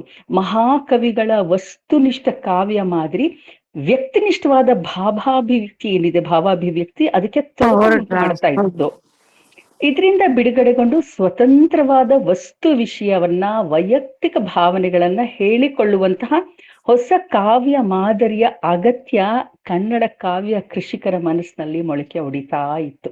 ಇಂತಹ ಸಮಯದಲ್ಲಿ ಒದಗಿ ಬಂದಿದ್ದು ಇಂಗ್ಲಿಷ್ ಸಾಹಿತ್ಯ ಸಂಪರ್ಕ ಆಧುನಿಕ ಕನ್ನಡ ಸಾಹಿತ್ಯದ ಮಟ್ಟಿಗೆ ದೊಡ್ಡ ಭರವಸೆಯ ದೊಡ್ಡ ಬಾಗಿಲನ್ನ ತೆಗೀತು. ಭಾವಗೀತೆ ಅನ್ನೋದು ಗ್ರೀಕಿನ ಲೈರ್ ಅನ್ನುವಂತಹ ಪದದಿಂದ ನಿಷ್ಪನ್ನವಾದ ಲಿರಿಕ್ ಎನ್ನುವ ಆಂಗ್ಲ ಪದ, ಅದಕ್ಕೆ ಸಮಾನಾರ್ಥಕವಾದಂತಹ ಕನ್ನಡ ಶಬ್ದ. ಲೈರ್ ಅಂದ್ರೆ ಪ್ರಾಚೀನ ಗ್ರೀಕ್ ಕವಿಗಳು ತಮ್ಮ ಕವಿತೆಗಳನ್ನು ಹಾಡುವಾಗ ಶ್ರುತಿಗೆ ಅಂತ ಒಂದು ತಂತಿ ವಾದ್ಯವನ್ನ ಬಳಸ್ತಾ ಇದ್ರು, ಅದು ಲೈರ್. ಇದರಿಂದನೇ ಅರ್ಥ ಆಗತ್ತೆ ಭಾವಗೀತೆ ಅನ್ನೋದು ಗೇಯಾತ್ಮಕವಾದುದು ಅಂತ. ಇಂಗ್ಲಿಷ್ನ ಲಿರಿಕ್ ಅನ್ನುವ ಪದಕ್ಕೆ ಸರಿಸಮಾನವಾಗಿ ಅರ್ಥ ಕೊಡುವ ಹಾಗೆ ನಾವು ಭಾವಗೀತೆ ಅಂತ ಕನ್ನಡದಲ್ಲಿ ಬಳಸ್ತಾ ಇದೀವಿ. ಭಾವಗೀತೆ ಅನ್ನೋ ಮಾತು ಭಾರತೀಯರಿಗೆ ಹೊಸ್ತು, ಆದ್ರೆ ಭಾವಗೀತಾತ್ಮಕವಾದಂತಹ ಭಾಗಗಳು ಭಾರತೀಯ ಸಾಹಿತ್ಯದಲ್ಲಿ ಇರ್ಲಿಲ್ಲ ಅಂತ ಏನಲ್ಲ. ಯಾಕೆಂದ್ರೆ ವೇದಗಳಲ್ಲಿ, ಉಪನಿಷತ್ತುಗಳಲ್ಲಿ, ಸ್ತೋತ್ರಗಳಲ್ಲಿ ಭಾವಗೀತೆಯ ಲಕ್ಷಣಗಳನ್ನ ನಾವು ಕಾಣಬಹುದು. ವಸ್ತುನಿಷ್ಠ ಕಾವ್ಯಗಳಲ್ಲಿ ಕೂಡ ಭಾವಗೀತಾತ್ಮಕವಾದ ಎಷ್ಟೋ ಭಾಗಗಳಿವೆ. ಮುಕ್ತಕ ಅನ್ನುವಂತಹ ಹೆಸರಿನಿಂದ ದೊರಕಿರುವಂತಹ ಸಾಹಿತ್ಯ ಪ್ರಕಾರ ಬಲುಮಟ್ಟಿಗೆ ಭಾವಗೀತೆಯನ್ನ ಹೋಲುತ್ತೆ. ಭಾವಗೀತೆ ಅನ್ನೋದು ಕೇವಲ ನವೋದಯದ ಕಾಲದ ಅಥವಾ ನವ್ಯೋತ್ತರ ಕಾಲದ ರಚನೆ ಮಾತ್ರ ಅಂತಲ್ಲ, ನಮ್ಮ ಜನಪದರಲ್ಲಿ ಕೂಡ ಭಾವಗೀತೆ ಅಂಶ ಎಷ್ಟೋ ಇತ್ತು. ಬೆಳಗಾಗಿ ನಾನಿದ್ದು ಯಾರ್ಯಾರ ನೆನೆಯಲಿ, ಬೆಳಗಾಗಿ ನಾನಿದ್ದು ಯಾರ್ಯಾರ ನೆನೆಯಲಿ, ಜೀರಿಗೆ ಬೆಳೆಯೋಳ ಎಳ್ಳು ಜೀರಿಗೆ ಬೆಳೆಯೋಳ ಭೂಮ್ತಾಯೇ ಎದ್ದೊಂದು ಗಳಿಗೆ ನೆನೆದೇನ ಅಂತ ಹಾಡ್ತಾರಲ್ಲ. ನಾನು ಒಳ್ಳೆ ಹಾಡುಗಾರ್ತಿ ಅಲ್ಲ, ಭಾವಗೀತೆಯ ಒಂದು ಅಂಶ ಇದೆ, ಗೇಯ ಇದೆ ಅಂತ ಹೇಳಲಿಕ್ಕಾಗಿ ಹೇಳಿದೆ. ಇದರಲ್ಲಿ ಭಾವಗೀತೆಗೆ ಕಡಿಮೆಯಾದ ಗೇಯತೆ ಏನಿದೆ ಹೇಳಿ? ಭಾವವಿಲ್ಲದಂತಹ ಕಾವ್ಯ ಇರೋದಕ್ಕೆ ಸಾಧ್ಯನೇ ಇಲ್ಲ. ಹಾಗಾಗಿ ನಮ್ಮ ಪ್ರಾಚೀನ ಕಾವ್ಯದಲ್ಲಿ ಕೂಡ ಭಾವಗೀತಾತ್ಮಕ ಅಂಶ ಇದೆ ಅನ್ನೋದನ್ನ ನೋಡ್ಬೋದು. ನಮ್ಮ ಪಂಪ ಹೇಳ್ತಾರಲ್ಲ, ಅಂಕುಶವಿಟ್ಟೊಡಂ ನೆನೆಯುವುದನ್ನ ಮನಂ ಬನವಾಸಿ ದೇಶಮಂ ಅಂತ. ಈ ಕಾವ್ಯ ಭಾವ ಕೂಡ ಅವನೊಳಗಿನ ಭಾವಗೀತೆಯನ್ನ ಮಹಾಕಾವ್ಯದಲ್ಲಿ ಮೂಡಿಸಿದೆ. ಇನ್ನು ಹರಿಹರನ್ ಪುಷ್ಪರಗಳಿನಲ್ಲಿ ಭಾವಗೀತೆಗೆ ಸ್ವಲ್ಪನೂ ಕಡಿಮೆ ಇಲ್ಲದ ಹಾಗೆ ಅನೇಕ ರಚನೆ ಇದೆ. ಆಹಾ ದೆಸೆ ದೆಸೆಗೆ ಬೀರುವ ಸುಗಂಧದ ಸೂರೆ, ಆಹಾ ಕೇತಕಿ ನಿನ್ನ ಪರಿಮಳದ ಪರಿಬೇರೆ, ಇದಕ್ಕೊಂದು ದೊಡ್ಡ ಉದಾಹರಣೆ ಅಂದ್ರೆ ಇದೆ ಅಂತ ಹೇಳ್ಬೋದು. ಇನ್ನು ನಮ್ಮ ವಚನ ಸಾಹಿತ್ಯದಲ್ಲಿ ಕೂಡ ಭಾವನಾತ್ಮಕವಾದಂತಹ ಸ್ಪರ್ಶ ಇರುವಂತಹ ಅನೇಕ ವಚನಗಳನ್ನು ಕಾಣ್ತೀವಿ. ನುಡಿದರೆ ಮುತ್ತಿನ ಹಾರದಂತಿರಬೇಕು, ನುಡಿದರೆ ಮಾಣಿಕ್ಯದ ದೀಪ್ತಿಯಂತಿರಬೇಕು, ನುಡಿದರೆ ಸ್ಫಟಿಕದ ಸಲಾಕೆಯಂತಿರಬೇಕು ಅನ್ನುವಂತಹ ಬಸವಣ್ಣನವರ ಈ ವಚನ ಭಾವಗೀತೆಯ ಎಲ್ಲ ಸಾಧ್ಯತೆಗಳನ್ನ ಒಳಗೊಳ್ಳುತ್ತೆ. ಇನ್ನು ಅಕ್ಕಂದು ಒಂದು ವಚನ ನೋಡ್ಬೇಕು, ಚಿಲಿಮಿಲಿ ಎಂದೋದುವ ಗಿಳಿಗಳಿರ ನೀವು ಕಾಣಿರೆ ನೀವು ಕಾಣಿರೆ, ಸರವೆತ್ತಿ ಪಾಡುವ ಕೋಗಿಲೆಗಳಿರ ನೀವು ಕಾಣಿರೆ ನೀವು ಕಾಣಿರೆ. ಇದರಲ್ಲಿ ಭಾವಗೀತೆನೇ ಮೈ ತಳೆದು ಬಂದಿದೆ ಅಂತ. ಇದನ್ನ ನಾವು ವಚನಕ್ಕಿಂತ ಭಾವಗೀತೆ ಇರ್ಬೋದು, ಅಷ್ಟು ಗೇಯಾತ್ಮಕ ಅಂಶ ಇದೆ. ಇನ್ನು ಹರಿದಾಸರ ಕೀರ್ತನೆಗಳಲ್ಲಂತೂ ಭಾವಗೀತೆಗಳನ್ನ ಸೊಗಸಾಗಿ ಗುರುತಿಸ್ಬೋದು. ಪುರಂದರದಾಸರು ಗಿಳಿಯು ಪಂಜರದೊಳ್ಳಿಲ್ಲ ರಾಮ ರಾಮ ಬರಿದೆ ಪಂಜರವಾಯಿತಲ್ಲ ಅಂತ ಕೀರ್ತನೆ ಹಾಡುವಾಗ ಇದು ಭಾವಗೀತೆನೇ ಅಂತ ನಮ್ಗೆ ಭ್ರಮೆ ಹುಟ್ಟಿಸುವಷ್ಟು ಸೊಗಸಾಗಿದೆ. ಇನ್ ಕನಕದಾಸರ ತಲ್ಲಣಿಸದಿರು ಕಂಡ್ಯ ತಾಳು ಮನವಿ ಎಲ್ಲರನ್ನು ಸಲಹುವನು ಇದಕ್ಕೆ ಸಂಶಯವಿಲ್ಲ ಅಂತ ಈ ಕೀರ್ತನೆ ಭಾವಕೀರ್ತನೆ ಅಂತಾನೆ ಹೇಳಬಹುದು. ಅಷ್ಟು ಸೊಗಸಾದಂತಹ ಒಂದು ರಸಾಸ್ವಾದವನ್ನ ನಮ್ಗುಣಿಸುತ್ತೆ. ಭಾವಗೀತೆಯ ಕವಿಗೆ ಜೀವನದಲ್ಲಿಯ ಒಂದು ರಸ ನಿಮಿಷ, ಪ್ರಕೃತಿಯ ಒಂದು ರಮ್ಯವಾದ ವಿವರ ಇರ್ಬೋದು, ದುರ್ದಮ್ಯವಾಗಿ ಇಕ್ಕು ಬರುವಂತಹ ಯಾವುದೋ ಒಂದು ಭಾವನೆ, ಅಪೂರ್ವವಾಗಿ ಮೂಡಿ ಬಂದಂತಹ ಒಂದು ವಿಚಾರ, ಮನುಷ್ಯ ಜೀವನದ ಯಾವುದೋ ಒಂದು ಸಣ್ಣ ಘಟನೆ ಆದ್ರೂ ಅದೇ ಕೇಂದ್ರ ಬಿಂದುವಾಗಿ ಕವಿ ಮನಸ್ಸಿನಲ್ಲಿ ಪುಟಗೊಂಡು ಗೀತವಾಗಿ ಮೂಡಬಹುದು. ಜೊತೆಗೆ ಹಾಗೂ ರೂಪುಗೊಳ್ಳುವ ರೀತಿ ಕೂಡ ವ್ಯಕ್ತಿ ವಿಶಿಷ್ಟವಾಗಿ ವೈವಿಧ್ಯಮಯವಾಗಿರುತ್ತೆ. ಈ ವೈವಿಧ್ಯವನ್ನ ತರುವುದರಲ್ಲಿ ಅದು ತಾಳಿದ ಹಲವು ರೂಪಗಳು ಅಂದ್ರೆ ಅದು ಪ್ರಗಾಥ ಇರ್ಬೋದು, ಚರಮಗೀತೆ ಇರ್ಬೋದು, ಸುನೀತ ಇರ್ಬೋದು, ಕಥನ ಕವನಗಳಿರ್ಬೋದು. ಭಾವಗೀತೆಗೆ ಪ್ರಧಾನವಾಗಿ ಆಂಗ್ಲ ರೊಮ್ಯಾಂಟಿಕ್ ಕವಿಗಳಿಂದ ಪ್ರಚೋದನೆಯನ್ನ ಪಡ್ಕೊಂಡಿದೆ. ಆದ್ರೆ ನಮ್ಮ ಕನ್ನಡದ ಭಾವಗೀತೆಗಳು ಪಾಶ್ಚಾತ್ಯ ರೊಮ್ಯಾಂಟಿಕ್ ಕಾವ್ಯದ ಅನುಕರಣೆ ಆಗ್ಲೇ ಇಲ್ಲ. ಸಹಜವಾದ ಪ್ರಯೋಗಶೀಲತೆಯಿಂದ ಮತ್ತು ಭಾರತೀಯ ಪರಂಪರೆಯ ಪ್ರಜ್ಞೆಯಿಂದ ಇಂಗ್ಲಿಷ್ ಕವಿತೆಗಳು ಏನ್ ಸಾಧಿಸಿದ್ರು ಅದಕ್ಕಿಂತ ಒಂದ್ ಹೆಜ್ಜೆ ಮುಂದಕ್ಕೆ ಹೋಯ್ತು ಅಂತ ಹೇಳೋದು ಖಂಡಿತ ನಮ್ಗೆ ಹೆಮ್ಮೆ ಅನ್ಸತ್ತೆ. ಕನ್ನಡದಲ್ಲಿ 1950ರಿಂದ ಈಚೆಗೆ ಭಾವಗೀತೆಯಿಂದ ಬೇರೆಯಾದ ಕವಲೊಂದು ನವ್ಯ ಕಾವ್ಯ ಅನ್ನೋ ಹೆಸರಿನಿಂದ ಮುಂದೆ ಬಂದ್ರು. ಭಾವಗೀತೆಗಳ ಬಗ್ಗೆ ಇದ್ದಂತಹ ಒಲವು ಈಗಲೇ ಇಲ್ಲ. ಕಳೆದ 50 ವರ್ಷಗಳ ಅವಧಿಯಲ್ಲಿ ಈ ಕಾವ್ಯ ಪ್ರಕಾರ ನಡೆಸಿದಂತಹ ಪ್ರಯೋಗ ಏನಿದೆ, ಸಾಧಿಸಿದಂತ ಸಾಧನೆಗಳನ್ನ ತೂಗಿ ನೋಡಿದ್ರೆ ಯಾರಾದ್ರೂ ಖಂಡಿತ ಬೆರಗಾಗ್ಲೇಬೇಕು. ಆದ್ರೆ ಪ್ರಾಸತ್ಯಾಗ ಅನ್ನೋದಿದೆಯಲ್ಲ, ಅದಷ್ಟು ಸುಲಭ ಅಲ್ಲ. ಅದ ದೊಡ್ಡ ನಿರ್ಧಾರವನ್ನ ಕೈಗೊಂಡವರು ಅಂದ್ರೆ ನಮ್ಮ ಗೋವಿಂದ ಪೈಗಳು. 1911ನೇ ಇಸುವಿಯ ಸುಮಾರಿಗೆ ಅವರು ಪ್ರಾಸವನ್ನ ಬಿಡುತ್ತೀನಿ ತೀರ್ಮಾನ ಮಾಡಿದ್ರು. ಅವತ್ತಿಗೆ ಅದು ದೊಡ್ಡ ಸಾಹಸ ಆಗ್ಬಿಟ್ಟಿತ್ತು. ಅವರು ಕನ್ನಡಕ್ಕೆ ಪ್ರಾಸವೇನು ವೇದವಾಕ್ಯವೂ ಅಲ್ಲ, ಶಾಶ್ವತವೂ ಅಲ್ಲ, ಅದನ್ನ ಬೇಕಾದಾಗ ಬೇಕಾದಂತೆ ಬಿಟ್ಟು ಬಿಡಬಹುದು ಅಂತ ಹೇಳಿದ್ರು. ಈ ಪ್ರಾಸತ್ಯಾಗ ಕವಿಯ ಭಾವಗಳು ನಿರರ್ಗಳವಾಗಿ ಹರಿಯೋದಕ್ಕೆ ಅವಕಾಶ ಮಾಡಿಕೊಡ್ತು. ಈ ಶತಮಾನದ ಆದಿನಲ್ಲಿ ಕೆಲವರಾದ್ರೂ ಕವಿಗಳು ವಸ್ತುವಿನಲ್ಲಿ ನೂತನತೆಯನ್ನ ತರೋದಕ್ಕೆ ಪ್ರಯತ್ನಿಸಿದ್ರು ಅನ್ನಕ್ಕೆ ಆಧಾರ ಇದೆ. ರೈಲನ್ನ ಕುರಿತು ಎಸ್ ಜಿ ನರಸಿಂಹಾಚಾರ್ಯರು ಒಂದು ಭಾವಗೀತೆಯನ್ನ ಬರೆದಿದ್ದಾರೆ, ಹೊಗೆಯ ಗಾಡಿ ಅಂತ. ಅದು ಚೌಪತಿನಲ್ಲಿದೆ. ನೊಗವ ನೆತ್ತಿನ ಕೊರಳೊಳಿಡುವ ಪಾಡಿಲ್ಲ, ಬಿಗಿದ ಕುದುರೆಯ ಹೂಡುವ ಆಯಾಸವಿಲ್ಲ, ಮಿಗೆ ಕಾದ ನೀರ ಹಬೆಯಿಂದ ಬಲು ಬೇಗ ಹೊಗೆಯ ಗಾಡಿಯು ನೋಡು ಓಡುತ್ತಿಹುದೀಗ ಅಂತಾರೆ. ಇಷ್ಟು ಸೊಗಸಾಗಿ ಅವರು ಭಾವಗೀತೆಯನ್ನ ಆರಂಭ ಮಾಡಿದ್ರು. ಭಾವಗೀತೆ ಕವಿಯ ವ್ಯಕ್ತಿನಿಷ್ಠ ಅನುಭವದ ತೀವ್ರ ಸಂವೇದನಾ ರೂಪವಾದ ಕೆಲವು ರಸಕ್ಷಣಗಳ ಗೇಯ ರೂಪದ ಅತ್ಯಂತ ಸಂಗ್ರಹವೂ ಸಶಕ್ತವೂ ಆದಂಥ ಒಂದು ಅಭಿವ್ಯಕ್ತಿ ವಿಶೇಷ ಅಂತ ಪಂಡಿತರು ಹೇಳ್ತಾರೆ. ಈ ಮಾತುಗಳನ್ನಂತೆಲ್ಲ ಪಂಡಿತರದು. ಎಷ್ಟೋ ವೇಳೆ ಗಾನದಿಂದ ಗಮಕದಿಂದ ಕೆಲವು ಭಾವಗೀತೆಗಳ ಸವಿ ಜೇನುತುಪ್ಪದಲ್ಲಿ ಮುಳುಗ್ಸಿಟ್ಟಿದ್ದಂತಹ ಹಣ್ಣು ಹೋಳುಗಳಲ್ಲಿ ಸವಿ ಹೇಗೆ ಹೆಚ್ಚಾಗುತ್ತೋ ಆ ರೀತಿ ಗಾನದಿಂದ ಗಮಕದಿಂದ ಭಾವಗೀತೆಗಳು ಹೆಚ್ಚಾಗಿ ಮನದಟ್ಟಾಗಬಹುದು. ಆದ್ರೂ ಇಂದಿನ ಯುಗದಲ್ಲಿ ಭಾವಗೀತಕ್ಕೆ ಗೇಯತೆ ಅವಶ್ಯಕ ಎನ್ನಿಸಲಾರದು. ಸಂಗೀತಕ್ಕೆ ರಾಗದ ಸ್ವರ ಪ್ರಸ್ತಾರ, ತಾಳದ ಲಯಬದ್ಧತೆ ಈ ಎರಡೂ ಬೇಕು. ಭಾವಗೀತಕ್ಕೆ ಛಂದಸ್ಸಿನ ಗುಣವಾದ ಲಯ ಒಂದೇ ಸಾಕು. ಈ ಲಯ ಕೂಡ ಲೆಕ್ಕಾಚಾರದಿಂದ ಅಳಿಬಾರ್ದು ಅಂತ 1971ರಲ್ಲಿ ಪ್ರಕಟವಾದಂತಹ ಒಂದು ಕೃತಿ ಕಾವ್ಯಾನುಭವ ಅಂತ. ಆ ಕೃತಿಯಲ್ಲಿ ಭಾವಗೀತೆ ಎನ್ನುವ ಲೇಖನದಲ್ಲಿ ತೀನಂಶ್ರೀ ಅವರು ಈ ಅಭಿಪ್ರಾಯವನ್ನು ಪಟ್ಟಿದ್ದಾರೆ. ಅಂದ್ರೆ 1971ರಲ್ಲೇ ತೀನಂಶ್ರೀ ಅವರು ಈ ಮಾತು ಹೇಳಿದ್ದಾರೆ. ಅಂದ್ರೆ ಭಾವಗೀತಕ್ಕೆ ಗೇಯತೆ ಅಷ್ಟೊಂದು ಅವಶ್ಯಕತೆ ಇಲ್ಲ, ಆದ್ರೂ ಕೂಡ ಲಯಬದ್ಧತೆ, ತಾಳ, ಸ್ವರ ಪ್ರಸ್ತಾರ ಇವೆಲ್ಲ ಇದ್ರೆ ಸೊಗಸಾಗಿರುತ್ತೆ ಅನ್ನುವಂತಹ ಅಭಿಪ್ರಾಯವನ್ನ ಅವ್ರು ಕೊಡ್ತಾರೆ. ಬೇಂದ್ರೆಯವರು ಕೂಡ ಒಂದ್ ಕಡೆ ಇದನ್ನೇ ಹೇಳ್ತಾರೆ, ನಾದ ಬೇಕು, ನಾದಾನ ನಾದ ಬೇಕು, ಮಾತು ಮಾತು ಮಥಿಸಿ ಬಂದ ನಾದದ ನವನೀತ, ಹಿಗ್ಗಿ ಬೀರಿ ಹಿಗ್ಗುತ್ತಲಿತ್ತು ತನ್ನ ತಾನೇ ಪ್ರೀತ, ಅರ್ಥವಿಲ್ಲ ಸ್ವಾರ್ಥವಿಲ್ಲ ಬರಿಯ ಭಾವಗೀತ. ಭಾವಗೀತೆಯ ಗೇಯಾಂಶದ ಕುರಿತು ಇದಕ್ಕಿಂತ ಬೇರೆ ಒಂದು ಸ್ಪಷ್ಟತೆ ಬೇಡ ಅನ್ಸುತ್ತೆ. ಕನ್ನಡದಲ್ಲಿ ಭಾವಗೀತೆಗಳ ಬಗ್ಗೆ ಒಂದ್ 4 ಮಾತುಗಳನ್ನು ಹೇಳ್ತೀನಿ. ಕನ್ನಡದ ಕಣ್ವ BM ಅವರು ಇಂಗ್ಲಿಷ್ ಗೀತೆಗಳನ್ನ ಹೊಸಗನ್ನಡದಲ್ಲಿ ಭಾವಗೀತೆಯ ಹಾದಿಗೆ ತಂದ್ರು, ಅದೇ ಅಡಿಗಲ್ಲಾಗಿತ್ತು. ಕನ್ನಡ ನುಡಿ ನಮ್ಮ ಹೆಣ್ಣು, ನಮ್ಮ ತೋಟದಿನಿಯ ಹಣ್ಣು, ಬಳಿಕ ಬೇರೆ ಬೆಳೆದ ಹೆಣ್ಣು, ಬಳಿಗೆ ಸುಳಿದಳು, ಹೊಸತು ರಸದ ಬಳ್ಳಿ ಹಣ್ಣು ಒಳಗೆ ಸುಳಿದಳು ಅಂತ ಹೇಳಿದ್ರು. ಕನ್ನಡ ಭಾವಗೀತೆಗಳ ಪ್ರಕಾರದಲ್ಲಿ ಇತರ ಸ್ಮರಣೀಯರು ಅಂದ್ರೆ S G ನರಸಿಂಹಾಚಾರ್ಯರು, ಪಂಜೆ ಮಂಗೇಶ್ ರಾಯರು, ಹಟ್ಟಿಯಂಗಡಿ ನಾರಾಯಣ ರಾಯರು, ಗೋವಿಂದ ಪೈಗಳು, DVG ಅವರು. ಇವರಿಂದ ಪ್ರೇರಣೆ ಪಡೆದು ಮುಂದೆ ಒಂದಷ್ಟು ಕವಿಗಳು ಭಾವಗೀತೆಗಳನ್ನು ರಚಿಸಿದ್ರು. ಅವರು ಕುವೆಂಪು, ಬೇಂದ್ರೆ, GSS, KS ನರಸಿಂಹಸ್ವಾಮಿ, ಅಡಿಗರು, ಸೂರಮೆಕ್ಕುಂಡಿ, ಶಾಂತಕವಿ, ರಾಜರತ್ನಮ್ಮ, ಪೂತಿನ, ಕಣಿವಿ, ತೀನಂಶ್ರೀ, ಎಷ್ಟೊಂದು ಜನ ಇದ್ದಾರೆ. MV ಸೀತಾರಾಮಯ್ಯ, ಅಕ್ಬರ್ ಇಲ್ಲಿಯವರು, ಪರಮೇಶ್ವರ ಭಟ್ರು, ಎಷ್ಟೊಂದು ಜನ ಮಧುರವಾದ ಭಾವಗೀತೆಗಳನ್ನ ರಚಿಸಿದ್ರು.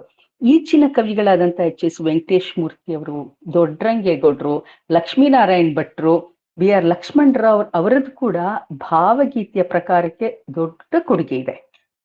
ಭಾವಗೀತೆಗಳ ರಸಾಸ್ವಾದ ಹೇಗಿರ್ಬೇಕು? ಭಾವಗೀತೆಗಳು ಅನುಭವಜನ್ಯವಾದ ರಸಪೂರ್ಣವಾದಂಥ ಕಾವ್ಯ.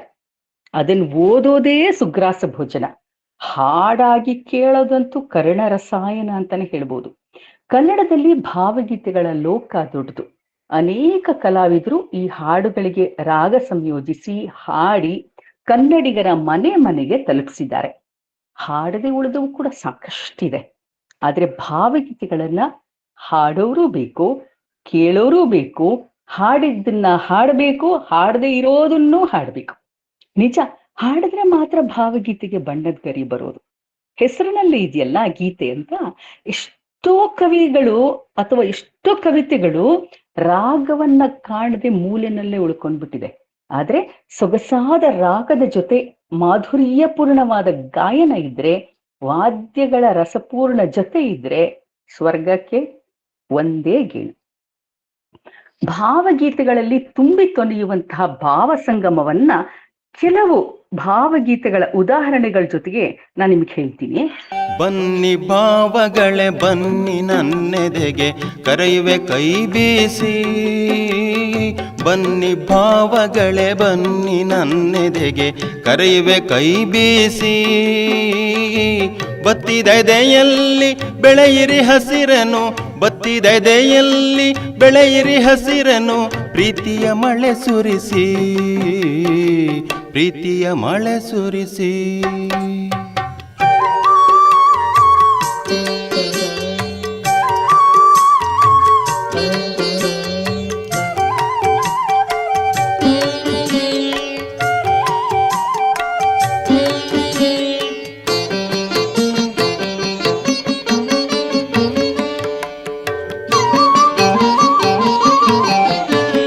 ಬನ್ನಿ ಸಂಜೆ ಹೊಂಬಿಸಿಲಿನ ಹೊಳೆಯೊಳು ಮೀಯುವ ಮುಗಿಲಿನಲಿ, ಬನ್ನಿ ಸಂಜೆ ಹೊಂಬಿಸಿಲಿನ ಹೊಳೆಯೊಳು ಮೀಯುವ ಮುಗಿಲಿನಲಿ, ತವರಿನೆದೆಗೆ ತಂಪೆರೆಯುವ ಮೇಘದ, ತವರಿನೆದೆಗೆ ತಂಪೆರೆಯುವ ಮೇಘದ ಪ್ರೀತಿಯ ಧಾರೆಯಲಿ, ಪ್ರೀತಿಯ ಧಾರೆಯಲಿ. ಬನ್ನಿ ಭಾವಗಳೇ ಬನ್ನಿ ನನ್ನೆದೆಗೆ ಕರೆಯುವೆ ಕೈ ಬೀಸಿ, ಬತ್ತಿದೆದೆಯಲ್ಲಿ ಬೆಳೆಯಿರಿ ಹಸಿರನು, ಪ್ರೀತಿಯ ಮಳೆ ಸುರಿಸಿ. ಈ ಒಂದು ಹಾಡು ಆಕ್ಚುಲಿ ನಾನು ಕವನವನ್ನ ಓದಿದ್ರೆ ಇಷ್ಟು ರಸಪೂರ್ಣವಾಗಿ ಇರ್ತಾ ಇರ್ಲಿಲ್ಲ. ನಮ್ಗೆ ಅದು ತುಂಬಾ ಅನುಭವ ಆಗಿದೆ. ನಾವು ವಾಚ್ಯವಾಗಿ ಅದನ್ನ ಹೇಳಕ್ಕೂ ಅದನ್ನ ಹಾಡಾಗಿ ಕೇಳಕ್ಕೂ ತುಂಬಾ ವ್ಯತ್ಯಾಸ ಇದೆ. ಹಾಡಾಗಿ ಕೇಳಿದಾಗ ಅದು ಮನಸ್ಸನ್ನ ತಟ್ಟತ್ತೆ, ಎದೆಗೆ ತಂಪನ್ನಿರಿಯತ್ತೆ. ಲಕ್ಷ್ಮೀನಾರಾಯಣ ಭಟ್ರ ಈ ಕವನ ಬತ್ತಿದೆದೆಯಲ್ಲಿ ಹಸಿರನ್ನ ಬೆಳೆಯುವಂತ ಶಕ್ತಿ ಇರೋದು ಭಾವಗೀತೆ ಅನ್ನೋದನ್ನ ತೋರಿಸ್ತಾ ಇದೆ.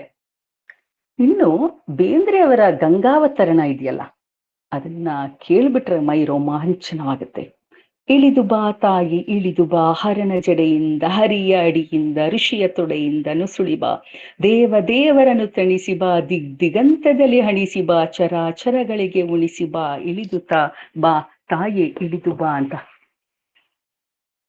ಇಳಿದು ಬಾ ತಾಯ ಇಳಿದು ಬಾ, ಇಳಿದು ಬಾ ತಾಯ ಇಳಿದು ಬಾ, ಇಳಿದು ಬಾ ತಾಯ ಇಳಿದು ಬಾ, ಇಳಿದು ಬಾ ತಾಯ ಇಳಿದು ಬಾ, ಇಳಿದು ಬಾ ತಾಯ ಇಳಿದು ಬಾ, ಇಳಿದು ಬಾ ತಾಯ ಇಳಿದು ಬಾ, ಹರನ ಜಡೆಯಿಂದ ಹರಿಯ ಅಡಿಯಿಂದ ಋಷಿಯ ತೊಡೆಯಿಂದ ನುಸುಳಿ ಬಾ, ಹರನ ಜಡೆಯಿಂದ ಹರಿಯ ಅಡಿಯಿಂದ ಋಷಿಯ ತೊಡೆಯಿಂದ ನುಸುಳಿ ಬಾ, ದೇವರನ್ನು ತಣಿಸಿ ಬಾ, ದಿಗ್ಗಂತದಲ್ಲಿ ಹಣಿಸಿ ಬಾ, ಚರಾಚರಗಳಿಗೆ ಉಣಿಸಿ ಬಾ, ಬಾರೆ ಬಾ ತಾಯ ಇಳಿದು ಬಾ, ಇಳಿದು ಬಾ ತಾಯ ಇಳಿದು ಬಾ, ಇಳಿದು ಬಾ ತಾಯ ಇಳಿದು ಬಾ, ನಿನಗೆ ಬೊಡ ಮಾಡುವೆ ನಿನ್ನ ನುಡು ತೊಡುವೆ ಏಕೆ ಎಡತಡವೆ ಸುರಿದು ಬಾ, ನಿನಗೆ ಬೊಡ ಮಾಡುವೆ ನಿನ್ನ ನುಡು ತೊಡುವೆ ಏಕೆ ಎಡತಡವೆ ಸುರಿದು ಬಾ, ಸ್ವರ್ಗ ತೊರೆದು ಬಾ ಬಯಲ ಜರೆದು ಬಾ, ನೆಲದಿ ಹರಿದು ಬಾ, ಬಾರೆ ಬಾ ತಾಯ ಇಳಿದು ಬಾ, ಇಳಿದು ಬಾ ತಾಯ ಇಳಿದು ಬಾ, ಇಳಿದು ಬಾ ತಾಯ ಇಳಿದು ಬಾ, ಇಳಿದು ಬಾ ತಾಯ ಇಳಿದು ಬಾ.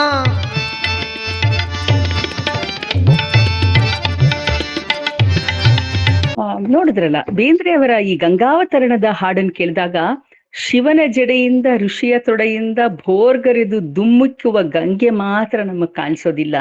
ನಮ್ಮೊಳಗೆ ನೆತ್ತಿಗೇರಿದ ಪಿತ್ತ ಏನಿದೆ, ಅಹಂ ಏನಿದೆ, ನೇಣು ಏನಿದೆ, ನೆಣ ಅಂತೀವಲ್ಲ, ಅದೆಲ್ಲ ಕರಗಿ ಭೂತಳಕ್ಕೆ ಇಳಿಬೇಕು ಅನ್ನುವಂಥ ಜಾಗೃತಿ ಕಾಣುತ್ತೆ.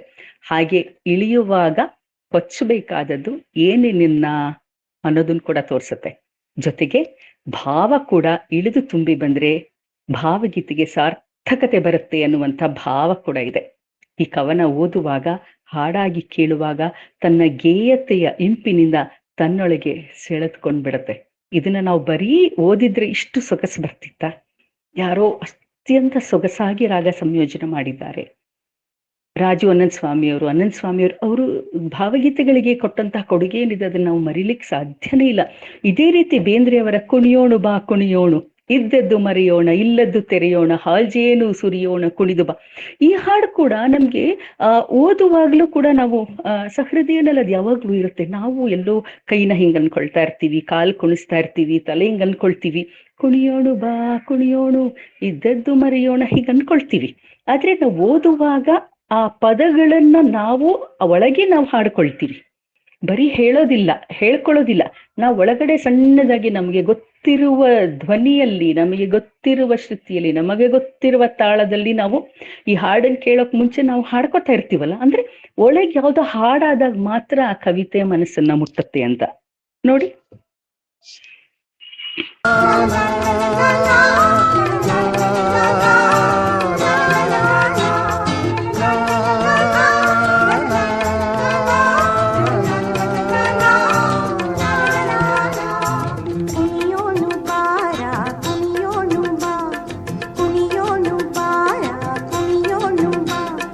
ಕುಣಿಯೋಣು ಬಾರ ಕುಣಿಯೋಣು ಬಾ, ಕುಣಿಯೋಣು ಬಾರ ಕುಣಿಯೋಣು ಬಾ, ಆಕಾಗಿ ಕುಣಿಯೋದು ಬೇಕಾಗಿ, ಇಲ್ದ ಬಣ್ಣದ ಸೋಗಿ ಕುಣಿಯೋಣು ಬಾ, ಇದ್ದದ್ದು ಮರೆಯೋಣು ಇಲ್ಲದ್ದು ತೆರೆಯೋಣ, ಬಾಬಾರ ನನ್ನಕ್ಕೆ ಕುಣಿಯೋಣು ಬಾ, ಕುಣಿಯೋಣು ಬಾರ ಕುಣಿಯೋಣು ಬಾ, ಕುಣಿಯೋಣು ಬಾರ ಕುಣಿಯೋಣು ಬಾ.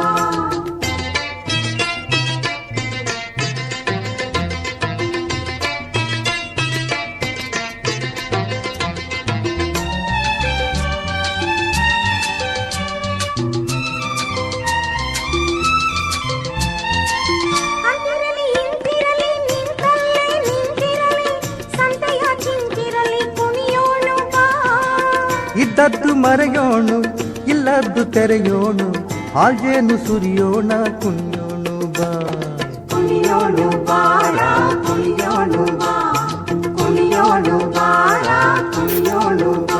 ನೋಡಿದ್ರಲ್ಲ, ಕುಣಿಯೋದು ಅಂದ್ರೆ ಅದು ದೈನಿಕದ ಜಂಜಡಗಳನ್ನ ಮರೆಯುವ ಮೂಲಕ ಬದುಕನ್ನ ಹಾಲು ಜೇನಿನ ಹಾಗೆ ಅರ್ಥಪೂರ್ಣ ಆಗಿಸ್ಕೊಳ್ಳೋದು ಅನ್ನುವ ಇಂಗಿತ ಬೇಂದ್ರೆಯವರ ಈ ಕವಿತೆನಲ್ಲಿದೆ. ಕೇಳ್ತಾನೆ ಮೈ ಮರೆತು ತಲೆಯನ್ನ, ಕೈಯನ್ನ, ಕಾಲನ್ನ ಆಡಿಸೋಣ ಅನ್ಸತ್ತಲ್ವಾ. ಬಹುಶಃ ಕೇಳಿದ ಎಲ್ರೂ ಕೂತಲ್ಲೇನೇ ಒಳಗೆ ಸಣ್ಣ ನರ್ತನ ಮಾಡಿದ್ದೇ ಇರುತ್ತೆ. ಅದೇ ಭಾವಗೀತೆಗಳ ಅಥವಾ ಗಾಯನದ ಅಥವಾ ಒಂದು ನರ್ತನದ ಶಕ್ತಿ ಇರೋದು. ಕೆಲ ಭಾವಗೀತೆಗಳ ಲಯನೇ ಅಂಥದ್ದು. ಈ ಹಾಡು ಏನಿದೆ, ಈ ಕುಣಿತ ಅನ್ನೋ ದೇಹಕ್ಕೆ ಎಷ್ಟು ಒಳ್ಳೇದು, ಎಷ್ಟು ಆರೋಗ್ಯಕರ, ಮನೋದೈಹಿಕ ಯೋಗ ಅಂತ ಹೇಳ್ಬೋದು. ಅಂಥ ಒಂದು ಗೀತೆಯನ್ನ ಬೇಂದ್ರೆಯವರು ಕೊಟ್ಟಿದ್ದಾರಲ್ಲ, ಅವರಿಗೆ ಸಾಷ್ಟಾಂಗ ನಮಸ್ಕಾರಗಳನ್ನ ನಾವು ಹೇಳಲೇಬೇಕು. ಇಷ್ಟೇ ಅಲ್ಲ, ಎಷ್ಟು ಒಳ್ಳೊಳ್ಳೆ ಗೀತೆಗಳನ್ನ ಕೊಟ್ಟಿದ್ದಾರೆ. ಮೂಡಲ ಮನೆಯ ಮುತ್ತಿನ ನೀರಿನ ಈ ಹಾಡಿದೆಯಲ್ಲ, ಎರಕಾವ ಹೊಯ್ದ ನುಣ್ಣನೆ ಎರಕಾವ ಹೊಯ್ದ, ಬಾಗಿಲು ತೆರೆದು ಬೆಳಕೂ ಹರಿದು ಜಗವೆಲ್ಲ ತೊಯ್ದ ಅಂತಾರೆ. ಆ ಹಾಡಿದೆಯಲ್ಲ, ಅದು ಒಂಥರ ಆ ಹಾಡನ್ನು ಕೇಳ್ತಾ ಇರುವಾಗ್ಲೇನೆ ಬಾಗಿಲನ್ನ ತೆಗೆದು ಸೂರ್ಯ ಬಂದು ಎಲ್ಲ ಎರಕವನ್ನ ಹೊಯ್ದೇನೋ ಅಂತ ಅನ್ಸುತ್ತಲ್ಲ, ಆ ರೀತಿಯಾದಂಥ ಒಂದು ಹಾಡು ಅದು.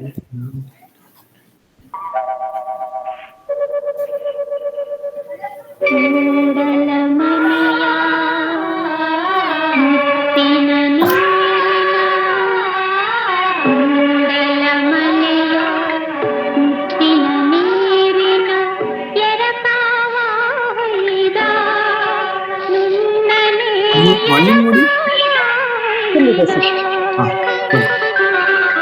ಬಾಗಿಲ ತೆರೆದು ಬೆಳಕು ಹರಿದು, ಬಾಗಿಲ ತೆರೆದು ಬೆಳಕು ಹರಿದು ಜಗವೆಲ್ಲ ತೊಯ್ದ, ದೇವನು ಜಗವೆಲ್ಲ ತೊಯ್ದ.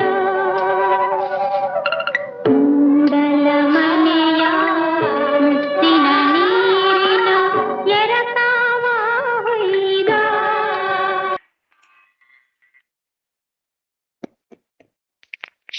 100 ವರ್ಷದ ಹಿಂದಿನ ಬೆಳಗು ಕವನ ಇವತ್ತು ಯಾಕೆ ಜೀವಂತವಾಗಿದೆ?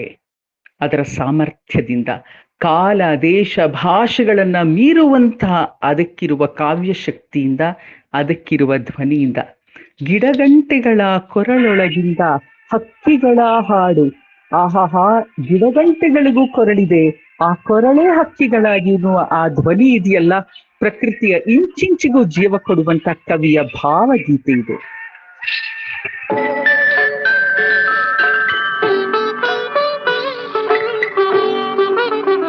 ಎಲೆಗಳ ಮೇಲೆ ಹೂಗಳ ಒಳಗೆ ಅಮೃತದ ಬಿಂದು,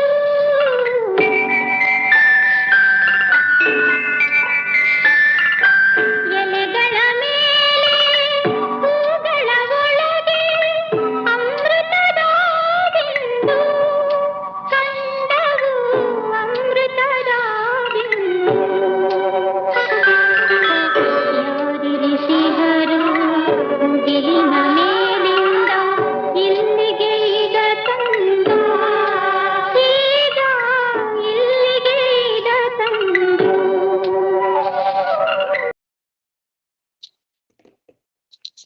ಎಷ್ಟು ಸೊಗಸಾದ ಗೀತೆ ಅಲ್ಲ.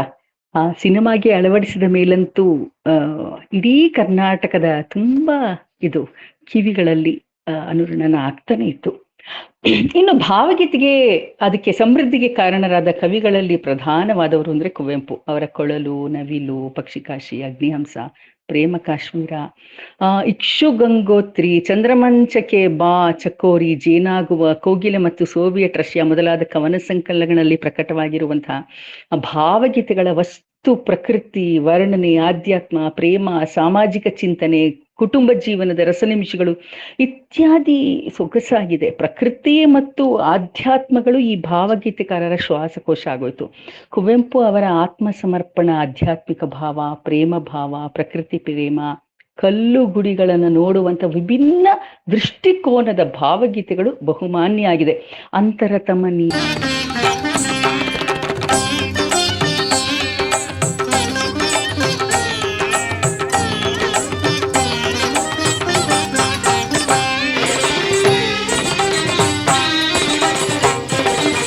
ಆನಂದಮಯ ಈ ಜಗಹೃದಯ ಏತಕ್ಕೆ ಭಯ ಮಾಡೋ ಸೂರ್ಯೋದಯ ಚಂದ್ರೋದಯ ದೇವರ ದಯ ಕಾಣೋ ಆನಂದಮಯ ಈ ಜಗಹೃದಯ.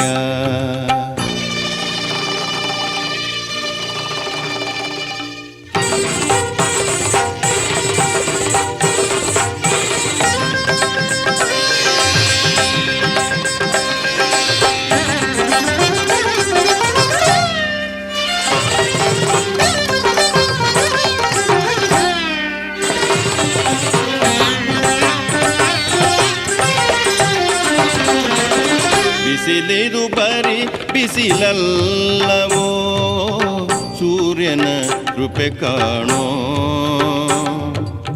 ಸೂರ್ಯನು ಬರಿ ರವಿಯಲ್ಲವೋ ಆಭ್ರಾಂತಿಯ ಮಾಣೋ.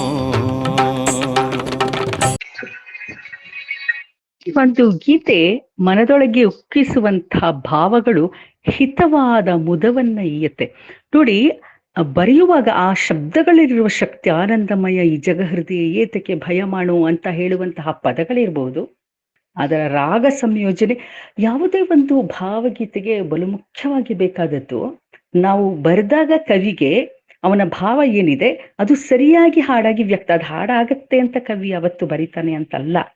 ಆದ್ರೆ ಅದು ಹಾಡಾಗುವಾಗ ಕವಿಯ ಮೂಲವಾದಂತಹ ಧ್ಯೇಯ ಏನಿತ್ತು, ಭಾವ ಏನಿತ್ತು, ಅದಕ್ಕೆ ಚ್ಯುತಿ ಬಾರದ ಹಾಗೆ, ಅದಕ್ಕೆ ಮತ್ತಷ್ಟು ಪುಷ್ಟಿ ನೀಡುವ ಹಾಗೆ ರಾಗ ಸಂಯೋಜನೆ ಆಗಬೇಕು, ತಕ್ಕ ವಾದ್ಯ ಸಂಗೀತ ಸಂಯೋಜನೆ ಆಗಬೇಕು. ಅದೇ ರೀತಿ ಹಾಡುವವರ ಕಂಠ ಮಾಧುರ್ಯ ಮತ್ತು ಅವರ ಭಾವ ಎಲ್ಲ ಎಷ್ಟು ಮುಖ್ಯವಾಗತ್ತೆ ಅನ್ನೋದಕ್ಕೆ ಈ ಆನಂದಮಯ ಜಗಹೃದಯ ಅನ್ನೋದಿದೆಯಲ್ಲ ದೊಡ್ಡ ಸಾಕ್ಷಿಯಾಗಿ ನಿಂತ್ಕೊಳ್ಳುತ್ತೆ.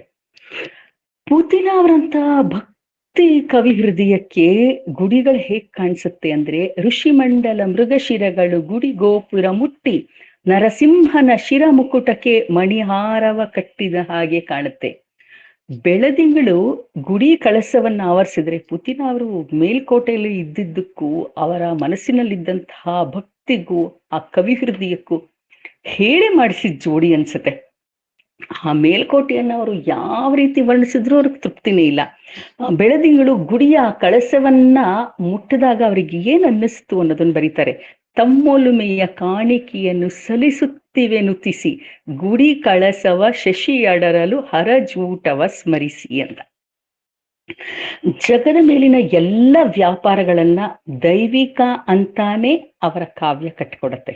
ಯದುಗಿರಿನಲ್ಲಿ ಕೂಡ ಹಾಗೆ ಚಂದ್ರನ ಬೆಳ್ಳಿ ಕಿರಣಗಳು ಗುಡಿಯ ಕಳಸವನ್ನ ಮುತ್ತಿಟ್ಟಾಗ ಆ ಗುಡಿ ಕಳಸ ಶಿವನ ಜೂಟವನ್ನ ಅವರಿಗೆ ನೆನಪು ಮಾಡುತ್ತೆ. ಚಂದ್ರಮೌಳಿಯ ಶಿರ ಗುಡಿಯ ಕಳಸ ಚಂದ್ರನಿಂದಾಗಿ ಕವಿಗೆ ಒಂದೇ ಅನ್ನಿಸ್ಬಿಡತ್ತೆ. ಸಾಮಾನ್ಯವಾಗಿ ನಾವು ಗುಡಿಯನ್ನ ದೇಹ ಅಂತಲೂ ಒಳಗಿರುವ ವಿಗ್ರಹವನ್ನ ಆತ್ಮ ಅಂತನೂ ಪರಿಗಣಿಸೋದಾದ್ರೆ ಈ ಕವನದಲ್ಲಿ ಇಡೀ ಗುಡಿನೇ ಶಿವ ಆಗ್ಬಿಡ್ತಾನೆ. ಗುಡಿಯ ಕಳಸ ಶಿವನ ಜಟೆಯನ್ನ ನೆನೆಸೋದಾದ್ರೆ ಇಲ್ಲಿ ಶಿವ ಬೇರೆಯಲ್ಲ, ಗುಡಿ ಬೇರೆಯಲ್ಲ ಅನ್ನುವಂಥ ಅನನ್ಯವಾದ ಭಾವವನ್ನ ಈ ಕವನದಲ್ಲಿ ಪೂತಿನ ಅವರು ವ್ಯಕ್ತಪಡಿಸ್ತಾರೆ. ಇಂಥದ್ದೇ ಭಾವ ಸುರಂ ಎಕ್ಕುಂಡಿಯವರ ಬುದ್ಧದೇವ ಕವನದಲ್ಲೂ ವ್ಯಕ್ತ ಆಗಿದೆ. ಮುಗಿಲ ಹಾಲಿನಂಗಳದಲ್ಲಿ ತುಳುಕಿದ ಬೆಳುದಿಂಗಳಿನಲ್ಲಿ ಗುಡಿ ಗೋಪುರ ಮಿಂದಿತು ಅಂತ ಭಾವ ಸುಧೆನಲ್ಲಿ ಆ ಕವಿ ಮೀದ್ ಹೋಗ್ತಾರೆ. ಇನ್ನು ನಮ್ಮ DVG ಅವರು ಹುಲ್ಲಾಗು ಬೆಟ್ಟದಡಿ ಮನೆಗೆ ಮಲ್ಲಿಗೆಯಾಗು ಕಲ್ಲಾಗು ಕಷ್ಟಗಳ ವಿಧಿ ಮಳೆ ಸುರಿಯೆ, ಕಲ್ಲಾಗು ಕಷ್ಟಗಳ ವಿಧಿ ಮಳೆ ಸುರಿಸೆ ಬೆಲ್ಲ ಸಕ್ಕರೆಯಾಗು ದೀನ ದುರ್ಬಲರಿಂಗೆ. ಈ ಸಾಲುಗಳು ಕೇವಲ ನಾವು ಮಂಕುತಿಮ್ಮನ ಕಗ್ಗ ಅಂದ್ರೆ ಏನೋ ಕಷ್ಟ ಅಂತ ಅನ್ಕೊಳ್ಳೋದ್ ಬೇಕಿಲ್ಲ. ಎಷ್ಟು ಸೊಗಸಾದ ಭಾವಗೀತೆಯ ತನ್ಮಯತೆಯನ್ನ ತರುತ್ತೆ. ಅವ್ರದ್ದು ಎಂಥ ಅಂತಃಪುರ ಗೀತೆಗಳಿದೆಯಲ್ಲ ಅದರಲ್ಲಿ ಎಷ್ಟು ಒಳ್ಳೊಳ್ಳೆ ಹಾಡುಗಳನ್ನ ಕೊಟ್ಟಿದ್ದಾರೆ ಅಂದ್ರೆ ಓದೋದಕ್ಕೂ ಸೊಗಸಾಗಿದೆ, ನಾಟ್ಯ ಮಾಡಕ್ಕೂ ಸೊಗಸಾಗಿದೆ, ಹಾಡಕ್ಕೂ ಸೊಗಸಾಗಿದೆ. ಏನಿ ಮಹಾನಂದವೇ ಓ ಭಾಮಿನಿ, ಏನಿ ಸಂಭ್ರಮದಂದವೇ ಬಲು ಚಂದವೇ, ಢಕ್ಕೆಯ ಶಿರಕೆತ್ತಿ ತಾಳಗೋಲಿಂ ತಟ್ಟಿ ತಕ್ಕಿಟ ಧಿಮಿಕಿಟ ಅಂತ ಹಾಡ್ತಾ ಆರು ನಿನ್ನೆಯ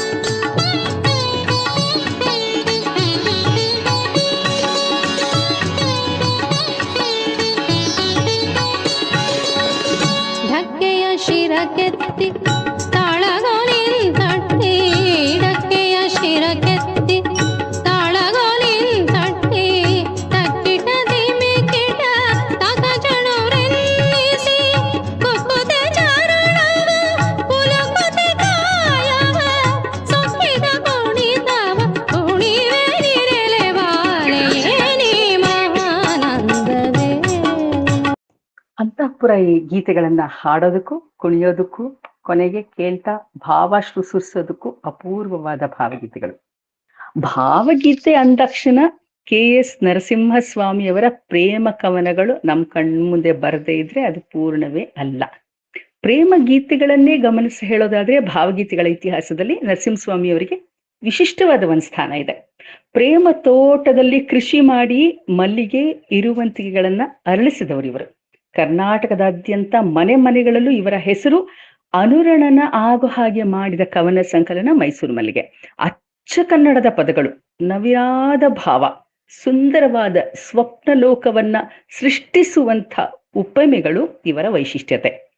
ಹೆಣ್ಣಿನ ಹೃದಯದ ನಿಕಟವಾದ ಪರಿಚಯ, ಅವಳ ಹೂಮನಸ್ಸಿನ ಹೊಂಗನಸುಗಳ ಚಿತ್ರಣ ಇರ್ಬೋದು, ಸಂಸಾರದ ಮಧುರ ನಿಮಿಷಗಳ ಕಲಾತ್ಮಕ ಅಭಿವ್ಯಕ್ತಿ ಇರ್ಬೋದು, ಉಪಮನೆಗಳ ನೂತನತೆ ಇರ್ಬೋದು, ಶೈಲಿಯ ಮಾರ್ಧವತೆ ಇರ್ಬೋದು, ಈ ಎಲ್ಲ ಲಕ್ಷಣಗಳು ಇವರ ಕವನಗಳಲ್ಲಿ ಎದ್ದು ಕಾಣಿಸತ್ತೆ. ನನ್ನವಳು ನನ್ನೆದೆಯ ಹೊನ್ನಾಡನಾಡುವಳು, ಬೆಳಗುಗೆನ್ನೆಯ ಚೆನ್ನೆ ನನ್ನ ಮಡದಿ, ಹೊಳೆಯ ಸುಳಿಗಳಿಗಿಂತ ಆಳಗಣ್ಣಿನ ಚೆಲುವು, ಈ ಸಾಲಿರ್ಬೋದು. ಹೆಂಡತಿಯೊಂದಿಗೆ ಬಡತನ ದೊರೆತನ ಏನೂ ಭಯವಿಲ್ಲ, ಹೆಂಡತಿಯೊಲುಮೆಯ ಭಾಗ್ಯವನರಿಯದ ಗಂಡಿಗೆ ಜಯವಿಲ್ಲ ಅನ್ನುವಂಥ ಸಾಲುಗಳಿರ್ಬೋದು. ನಿನ್ನೊಲುಮೆಯಿಂದಲೇ ಬಾಳು ಬೆಳಕಾಗಿರಲು ಚಂದ್ರಮುಖಿ ನೀನೆನಲು ತಪ್ಪೇನೆ ಅನ್ನುವಂಥ ಸಾಲುಗಳು. ಬಾರೆ ನನ್ನ ಶಾರದೆ ಅಂತ ಹೇಳ್ತಾರಲ್ಲ, ಬಾರೆ ಅರ್ಥ ನೋಡು, ಈ ಎಲ್ಲ ಸಾಲುಗಳು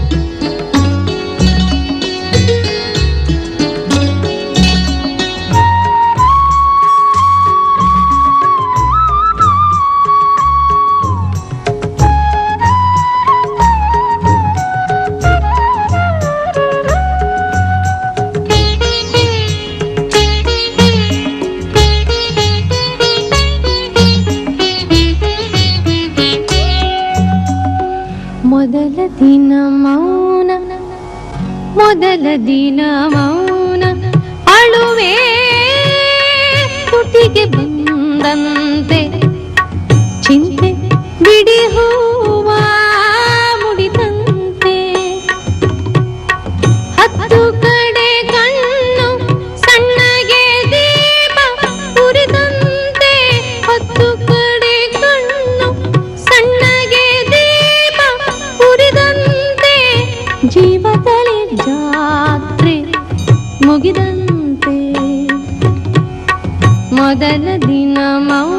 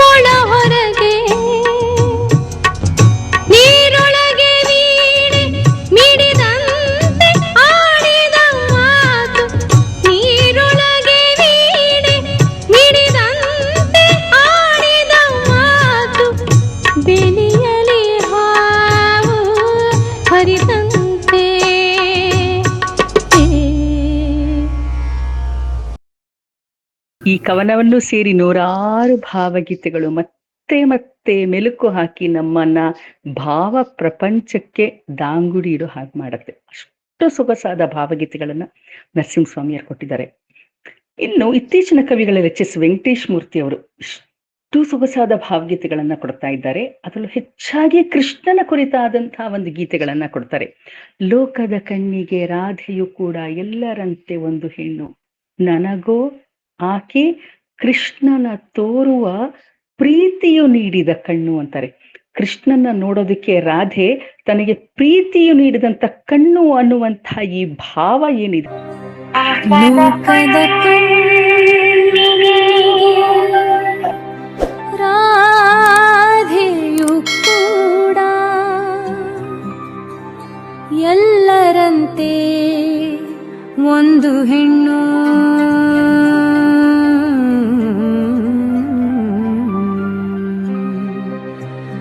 ನನಗೂ ಆಕೆ ಕೃಷ್ಣನ ತೋರುವ ಪ್ರೀತಿಯು ನೀಡಿದ ಕಣ್ಣು. ಲೋಕದ ಕಣ್ಣಿಗೆ ರಾಧೆಯು ಕೂಡ ಎಲ್ಲರಂತೆ ಒಂದು ಹೆಣ್ಣು. ನನಗೂ ಆಕೆ ಕೃಷ್ಣನ ತೋರುವ ಪ್ರೀತಿಯು ನೀಡಿದ ಕಣ್ಣು. ಪ್ರೀತಿಯು ನೀಡಿದ ಕಣ್ಣು. ಲೋಕದ ಕಣ್ಣಿಗೆ ರಾಧೆಯು ಕೂಡ ಎಲ್ಲರಂತೆ ಒಂದು ಹೆಣ್ಣು. ನನಗೂ ಆಕೆ ಕೃಷ್ಣನ ತೋರುವ ಪ್ರೀತಿಯು ನೀಡಿದ ಕಣ್ಣು. ಪ್ರೀತಿಯು ನೀಡಿದ ಕಣ್ಣು. ಎಷ್ಟು ಸೊಗಸಾದ ಪ್ರೇಮ ಗೀತೆಯನ್ನ ನಾವು ಕೇಳಿದ್ಯಲ್ಲ. ಇದೇ ರೀತಿ HSV ಅವರು ತೂಗು ಮಂಚದಲ್ಲಿ ಕೂತು ಮೇಘಶ್ಯಾಮ ರಾಧೆಗಾತು ಆಡುತ್ತಿಹನು ಏನೋ ಮಾತು, ರಾಧೆ ನಾಚುತ್ತಲಿದ್ದಳು ಸೆರಗ ಬೆರಳಿನಲ್ಲಿ ಸುತ್ತಿ ಜಡೆಯ ತುದಿಯ ಕೆನ್ನೆಗೊತ್ತಿ ಜುಮ್ಮುಗುಡುವ ಮುಖವನೆತ್ತಿ ಕಣ್ಣು ಮುಚ್ಚುತ್ತಿದ್ದಳು. ಇದಕ್ಕೆ ಎಕ್ಸ್ಪ್ಲನೇಷನ್ನೇ ಬೇಡ, ಅಷ್ಟು ಸೊಗಸಾದ ಇಂಥ ನೂರಾರು ಭಾವಗೀತೆಗಳು HSV ಅವರ ಹೃದಯದಿಂದ ಸಹೃದಯನ ಮನದಂಗಳಕ್ಕೆ ತೂರಿ ಮಧುವನ್ನ ಸುರಿಸಿದೆ. ಇನ್ನು ಸೂರಂ ಎಕ್ಕುಂಡಿ ಅವರ ದೂರವಿದ್ದವರನ್ನು ಹತ್ತಿರಕ್ಕೆ ತರಬೇಕು, ಹರಿವ ಹೊಳೆಗೂ ಉಂಟು ಎರಡು ತೋಡು. ಎಷ್ಟು ಚೆನ್ನಾಗಿದೆ ನೋಡಿ. ಹರಿವ ಹೊಳೆಗೂ ಉಂಟು ಎರಡು ತೋಡು, ನೆಲವನಪ್ಪಿದ ಎರಡು ದಂಡೆಗಳ ಬಾಂಧವ್ಯ ಬೆಸೆಯಲೇಬೇಕಲ್ಲವೇ ನಮ್ಮ ಬಾಳು. ಕವನ ಉಳ್ಳವರ ಇಲ್ಲದವರ, ದುಡಿಯುವವರ ಉಣ್ಣುವವರ, ಹುಟ್ಟಿದ ಮನೆಯ ಮೆಟ್ಟಿದ ಮನೆಯ, ಮನೆಗಳ ನಡುವೆ ದೊಡ್ಡ ದೊಡ್ಡ ಕಾಂಪೌಂಡ್ಗಳೆದ್ದಿರುತ್ತಲ್ಲ ಅಂಥವರ ಮನೆಗಳ ನಡುವೆ ಬಾಂಧವ್ಯ ಬೆಸೆಯಬೇಕು ಅನ್ನುವಂಥ ಅನನ್ಯವಾದ ಚಿಂತನೆಯನ್ನ ಒಳಗೊಂಡಂಥ ಭಾವಗೀತೆ ಇದು. ಇನ್ನೂ ದೊಡ್ಡರಂಗೇಗೌಡ್ರದು ಪ್ರಕೃತಿಯ ಜೊತೆಗಿನ ಅದೆಷ್ಟೋ ಭಾವಗೀತೆಗಳು ಸೊಗಸಾಗಿದೆ. ಮಾತಾಡೇ ನೀರೇ ಮಾತಾಡೇ ಅಂತ ಒಂದು ಗೀತೆ ಇದೆ. ಮನಸಾರೆ ನಿನ್ನ ನಾನು ಒಲಿದಾಗ ಪ್ರೀತಿ ತಂದಾಗ ಬರಬಾರದೆ ಬಳಿಗೆ ಬರಬಾರದೆ ಅಂತ. ಇನ್ನೊಂದು ಹಾಡಿದೆ, ಮುಂಜಾನೆ ಮಂಚೆಲ್ಲ ಚೆಲ್ಲಾಡೈತಿ ಅಂತ, ಸಂಗಾತಿ ತುಟಿ ಹಾಂಗ ಹವಳಾದ ಮಣಿ ಹಂಗ ಚಂದಾಗೈತೆ. ಇದೇ ತರ ಎಷ್ಟು ಭಾವಗೀತೆಗಳಿದೆ. ಯಾರಿಗುಂಟು ಯಾರಿಗಿಲ್ಲ ಬಾಳೆಲ್ಲ ಬೇವು ಬೆಲ್ಲ, ಬಂದದ್ದೆಲ್ಲ ಈಸಬೇಕೆಯ ಗೆಳೆಯ, ಕಾಣದ್ದಕ್ಕೆ ಚಿಂತೆ ಯಾಕಯ್ಯ ಅಂತ ಒಂದು ಗೀತೆ ಇವರದು, ಕೇಳೋಣ.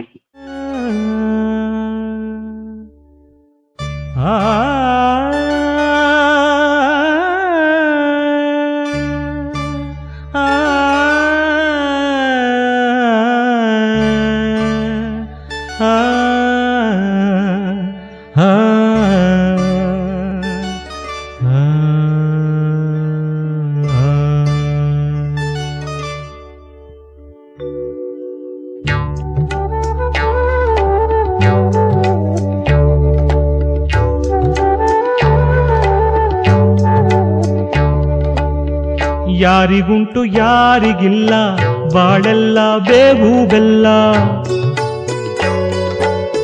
ಯಾರಿಗುಂಟು ಯಾರಿಗಿಲ್ಲ ಬಾಳೆಲ್ಲ ಬೇವು ಬೆಲ್ಲ, ಬಂದದ್ದೆಲ್ಲ ನೀಸಬೇಕಯ್ಯ ಗೆಳೆಯ, ಕಾಣದ್ದಕ್ಕೆ ಚಿಂತೆ ಯಾಕಯ್ಯ. ಗೋಳು ಹಾಕಿ ಕೂಡ ಬ್ಯಾಡ ಗದ್ದಿನಾಗೆ ಬಾಳ ನೋಡ, ಗೋಳು ಹಾಕಿ ಕೂಡ ಬ್ಯಾಡ ಗದ್ದಿನಾಗೆ ಬಾಳ ನೋಡ. ಈ ಎಲ್ಲ ಗೀತೆಗಳನ್ನ ಕೇಳಿದ್ವಲ್ಲ, ಇದು ಬದುಕನ್ನ ಹಸನು ಮಾಡುವಂತಹ ಭಾವ ಸಂಗಮ. ಕನ್ನಡದ ಮತ್ತೊಬ್ಬ ಪ್ರಮುಖ ಭಾವಗೀತಕಾರರು ಅಂದ್ರೆ ವಿ ಸೀತಾರಾಮಯ್ಯನವರು. ಸೊಗಸಾದ ಕನ್ನಡದ ಪದಗಳು, ಮುಗಿಲಿನವರೆಗೂ ಬೀಸುವಂತ ಭಾವ, ಹೃದಯದ ಆಳದವರೆಗೂ ಇಳಿಯುವಂತ ಸಂವೇದನೆ, ಇದರೆಲ್ಲದರ ಜೊತೆಗೆ ಹದವಾಗಿ ಬೆರೆಯುವಂತ ಸೂಕ್ಷ್ಮವಾದ ಸಂವೇದನೆ, ಕೆಲವೊಮ್ಮೆ ಹದವಾದ ಸಂಗೀತ ಗುಣ, ಇವು ವಿ ಸಿ ಅವರ ಭಾವಗೀತೆಯ ಲಕ್ಷಣ. ವಿ ಸಿ ಅಂದ ತಕ್ಷಣ ನಮ್ಗೆ ಫಸ್ಟ್ ನೆನಪಾಗೋದೊಂದು, ಎಮ್ಮ ಮನೆಯಂಗಳದಿ ಬೆಳೆದೊಂದು ಹೂವನ್ನು ನಿಮ್ಮ ಮಡಿಲೊಳಿಡಲು ತಂದಿರುವೆವು, ಕೊಳ್ಳಿರಿ ಮಗುವನ್ನು ಎಮ್ಮ ಮನೆ ಬೆಳಕನ್ನು ನಿಮ್ಮ ಮನೆಯನ್ನು ತುಂಬಿಸಲು ಒಪ್ಪಿಸುವೆವು.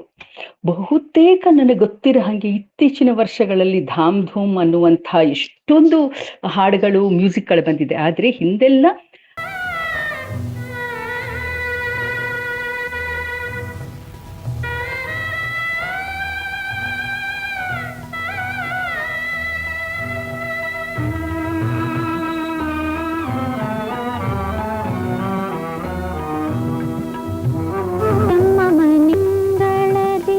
ಬೆಳೆದೊಂದು ಹೂವನ್ನು ನಿಮ್ಮ ಮಡಿಲೊಳಗಿರಲು ತಂದಿರುವೆವು, ಕೊಳ್ಳಿರಿ ಮಗುವನ್ನು ಎಮ್ಮ ಮನೆ ಬೆಳಕನ್ನು ನಿಮ್ಮ ಮನೆಯನ್ನು ತುಂಬಲು ಒಪ್ಪಿಸುವೆವು. ಎಷ್ಟು ಸೊಗಸಾಗಿದೆ ಅಲ್ಲ. ಈ ಹಾಡನ್ನ ಹಾಡೋರು ಕೇಳೋರು ಆ ಕ್ಷಣದಲ್ಲಿ ಕಣ್ಣನ್ನ ತುಂಬಿಕೊಳ್ಳದೆ ಇರ್ಲಿಕ್ಕೆ ಸಾಧ್ಯನೇ ಇಲ್ಲದು ಅಲ್ವಾ.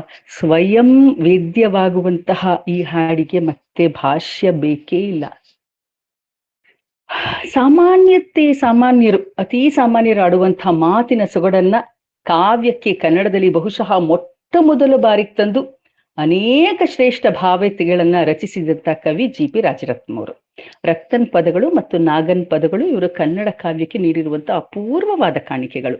ಪ್ರಕೃತಿಯ ಸೊಬಗು, ಕೌಟುಂಬಿಕ ಜೀವನದ 10 ಹಲವು ರಸನಿಮಿಷಗಳು, ಕನ್ನಡದ ಉತ್ಕಟ ಪ್ರೇಮ, ಇವೆಲ್ಲಕ್ಕೂ ಆಡು ಭಾಷೆ ಅಭಿವ್ಯಕ್ತಿ ಮಾಧ್ಯಮವಾಗಬಲ್ಲದು ಅನ್ನೋದನ್ನ ರಾಜರತ್ನಂ ಯಶಸ್ವಿಯಾಗಿ ತೋರಿಸ್ಕೊಟ್ರು.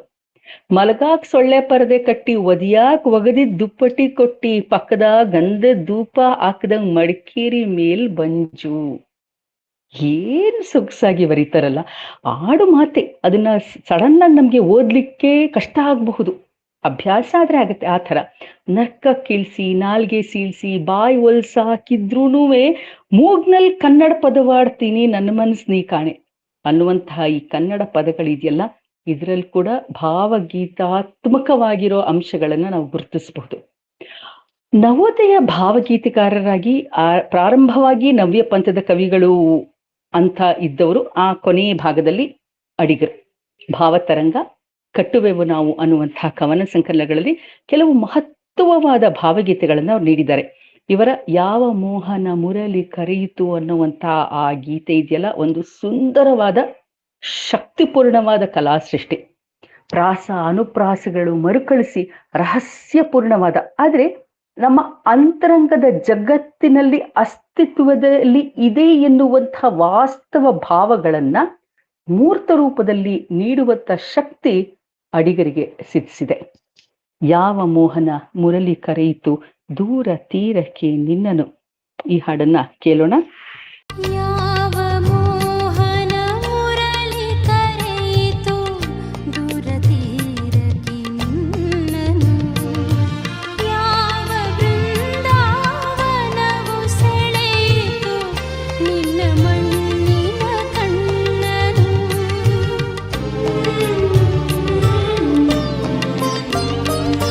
ಯಾವ ಮೋಹನ ಮುರಳಿ ಕರೆಯಿತು ದೂರ ತೀರಕ್ಕೆ ನಿನ್ನನು, ಯಾವ ಬೃಂದಾವನವು ಸೆಳೆಯಿತು ನಿನ್ನ ಮಣ್ಣಿನ ಕಣ್ಣನು. ನಾವು ಚಿಕ್ಕವರಿದ್ದಾಗ ಈ ಗೀತೆಯನ್ನ ಬೇರೆಯ ರಾಗದಲ್ಲಿ ಹಾಡ್ತಿದ್ವು. ಆದ್ರೆ ಅಮೆರಿಕ ಚಿತ್ರದಲ್ಲಿ ನಾಗತಿಹಳ್ಳಿಯವರು ಈ ಹಾಡನ್ನ ಅಳವಡಿಸಿಕೊಂಡ ಮೇಲೆ ಇದೇ ರಾಗ ಹೆಚ್ಚು ಪ್ರಚಲಿತವಾಯಿತು. ಆಗ ಕೇವಲ ಭಾವಗೀತೆಗಳನ್ನ, ಕನ್ನಡ ಗೀತೆಗಳನ್ನ ಯಾರು ಆಸಕ್ತಿಯಿಂದ ಕೇಳ್ತಿದ್ರು, ಹಾಡ್ತಿದ್ರು, ಅವ್ರಿಗೆ ಮಾತ್ರ ದಕ್ಕಿದ್ದಂತ ಈ ಭಾವಗೀತೆ ಚಲನಚಿತ್ರಕ್ಕೆ ಬಂದ್ಮೇಲೆ ಇಡೀ ಕನ್ನಡ ನಾಡಿಗೆ ದಕ್ಕಬಿಡ್ತು. ಈ ಹಾಡು ನಮ್ಮ ಮನಸ್ಸಿನೊಳಗೆ ತುಂಬಿದಂಥ ಭಾವ ಮಾಧುರ್ಯ ಏನಿದೆ ಅದು ಅನನ್ಯವಾದದ್ದು. ಸಾಮಗಾನ, ಸಂಜೆದಾರಿ, ಚೆಲುವು ಒಲುವುಗಳ ಮೂಲಕ ಭಾವಗೀತೆಯ ಕ್ಷೇತ್ರದಲ್ಲಿ ತಮ್ಮ ಸ್ಥಾನವನ್ನ ಸ್ಥಾಪಿಸಿದ ಕವಿ ಅಂದ್ರೆ GS ಶಿವರುದ್ರಪ್ಪನವರು. ಸರಳವಾದ ಮಾತುಗಳಲ್ಲಿ ಸಾಮಾನ್ಯ ಅಂತ ನಮಗೆ ತೋರುವಂತ ವಿಷಯಗಳನ್ನು ಕೂಡ ಆಶ್ಚರ್ಯವನ್ನ ವ್ಯಕ್ತಪಡಿಸಿ ಮೋಹಕವಾದ ವರ್ಣನೆಯಿಂದ ನಮ್ಮ ಮನಸ್ಸನ್ನ ಸೆರೆ ಹಿಡಿಯುವ ಶಕ್ತಿ ಈ ಕವಿಯ ಶೈಲಿಯಲ್ಲಿ ಇದೆ. ಎಲ್ಲ ಹುಡುಕಿದೆ ಎಲ್ಲದ ದೇವರ ಕಣ್ಣು ಮಣ್ಣುಗಳ ಗುಡಿಯೊಳಗೆ, ಇಲ್ಲೇ ಇರುವ ಪ್ರೀತಿ ಸ್ನೇಹಗಳ ಗುರುತಿಸದಾದೆವು ನಮ್ಮೊಳಗೆ ಅನ್ನುವಂತ ಈ ಗೀತೆ ಎಷ್ಟು ಸೊಗಸಾಗಿದೆ.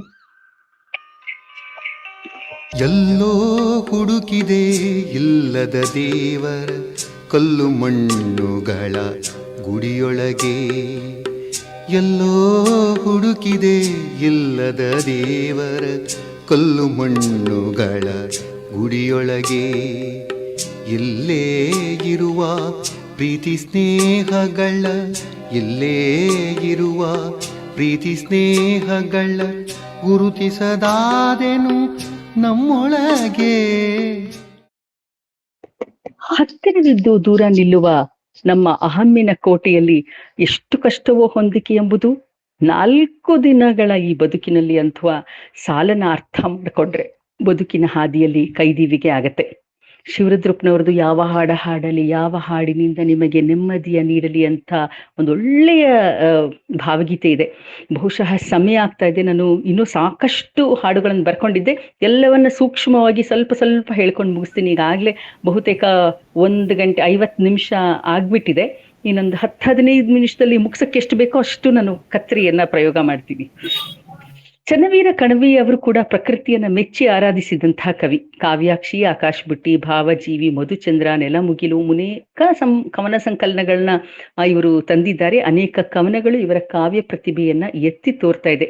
ಅತ್ಯುತ್ತಮ ಕವನಗಳಲ್ಲಿ ಒಂದು ಅಂದ್ರೆ ತರುಲತಾದಿಗಳಲ್ಲಿ ಚಿಗುರಿಲ್ಲ ಹೊಗರಿಲ್ಲ, ಅಸ್ಥಿ ಪಂಜರವಾಗಿ ಸವಿಯುತಿಹವು ಎಲ್ಲೋ, ಅಂಗೈಯಗಲ ಹಸಿರು ಕಂಡರೆ ಸಾಕು ಮನದ ಆಸೆಗಳಲ್ಲಿ ಸೇರುತಿಹವು.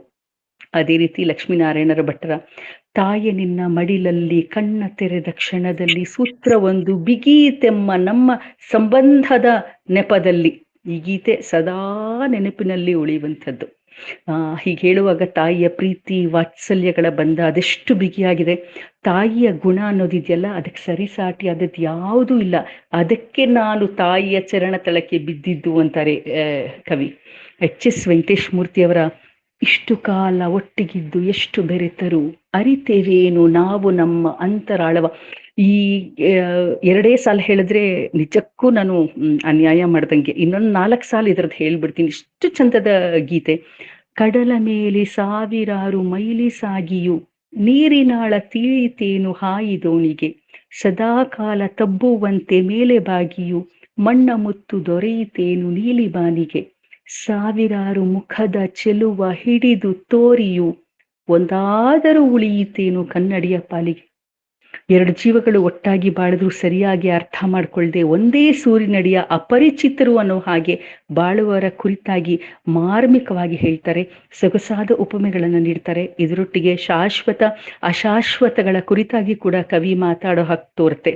ಕಂಡ ಮುಖದ ಚೆಲುವು ಹಿಡಿದ ಕನ್ನಡಿಗೆ ಶಾಶ್ವತ ಅಂತ ತಿಳಿದ್ರು ಹಂಗೆ ಕಾಣಿಸಿದ್ರು ಮುಖ ಆ ಕಡೆ ಹೋಗಿದ್ಮೇಲೆ ಅದರ ಪಾಲಿಗೆ ಆ ಚೆಲುವು ನಶ್ವರ ಆಗ್ಬಿಡುತ್ತೆ. ಇದೆಲ್ಲ ಓದುವ ಕೇಳುವ ಮನುಷ್ಯರ ಮನಸ್ಸನ್ನ ಸಂಸ್ಕರಿಸ್ತಾ ಹೋಗುತ್ತೆ. ಇದೇ ಸಾಹಿತ್ಯದ ಮೂಲ ಉದ್ದೇಶ. ಮತ್ತೊಬ್ಬ ಭಾವಗೀತೆಯ ಕವಿ BR ಲಕ್ಷ್ಮಣರಾವ್. ಬಾ ಮಳೆಯೇ ಬಾ ಅಷ್ಟು ಬಿರುಸಾಗಿ ಬಾರದಿರು.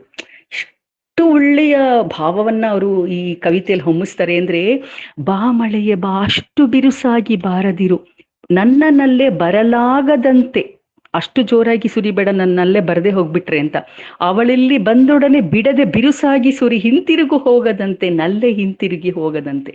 ಓಡು ಕಾಲವೇ ಓಡು ಬೇಗ ಕವಿಯಲ್ಲಿ ಇರುಳು, ಕಾದಿಹಳು ಅಭಿಸಾರಿಕೆ ಅವಳಲ್ಲಿ ಬಂದೊಡನೆ ನಿಲ್ಲು, ಕಾಲವೇ ನಿಲ್ಲು, ತೆಕ್ಕೆ ಸಡಿಲಾಗದಂತೆ ನಮ್ಮ ತೆಕ್ಕೆ ಸಡಿಲಾಗದಂತೆ, ಬೀಸು ಗಾಳಿಯೇ ಬೀಸು ನನ್ನೆದೆಯ ಆಸೆಗಳ ನಲ್ಲೆ ಹೃದಯಕ್ಕೆ ತಲುಪಿಸು, ಹಾಸು ಹೂಗಳ ಹಾಸು ಅವಳು ಬಹದಾರಿಯಲ್ಲಿ ಕಲ್ಲುಗಳು ತಾಕದಂತೆ, ಪಾದ ಕಲ್ಲುಗಳು ತಾಕದಂತೆ.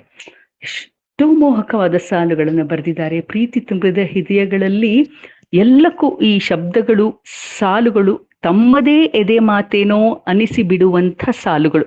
ಹಾಗಾದಾಗ ಮಾತ್ರವೇ ಒಂದು ಕಾವ್ಯ ಗೆದ್ದು ಬಿಡುತ್ತೆ ಮತ್ತು ನೆಲೆ ನಿಂತು ಬಿಡುತ್ತೆ. ಅದೇ ರೀತಿ ದೊಡ್ಡರಂಗೇಗೌಡ ಮುಂಜಾನೆ ಮಂಜೆಲ್ಲ ಚೆಂದಾಗೈತೆ ಅನ್ನುವಂಥ ಹಾಡನ್ನ ನಾವು ಕೇಳಿದ್ವಿ. ಮೋಡದ ದಂಡು ಓಡೋದ ಕಂಡು, ಇದೆಲ್ಲ ಇಷ್ಟು ಸೊಗಸಾದ ಹಾಡುಗಳನ್ನ ಇವರು ಕೊಡ್ತಾ ಹೋಗ್ತಿದ್ದಾರೆ. ಮತ್ತೆ ಮತ್ತೆ ನಾವು ಭಾವಗೀತೆ ಅಂದ ತಕ್ಷಣ ಎಚ್.ಎಸ್. ವೆಂಕಟೇಶ್ ಮೂರ್ತಿ ಅವರ ಒಂದು ಇದಕ್ಕೆ ಬಂದೇ ಬಿಡ್ತೀವಿ.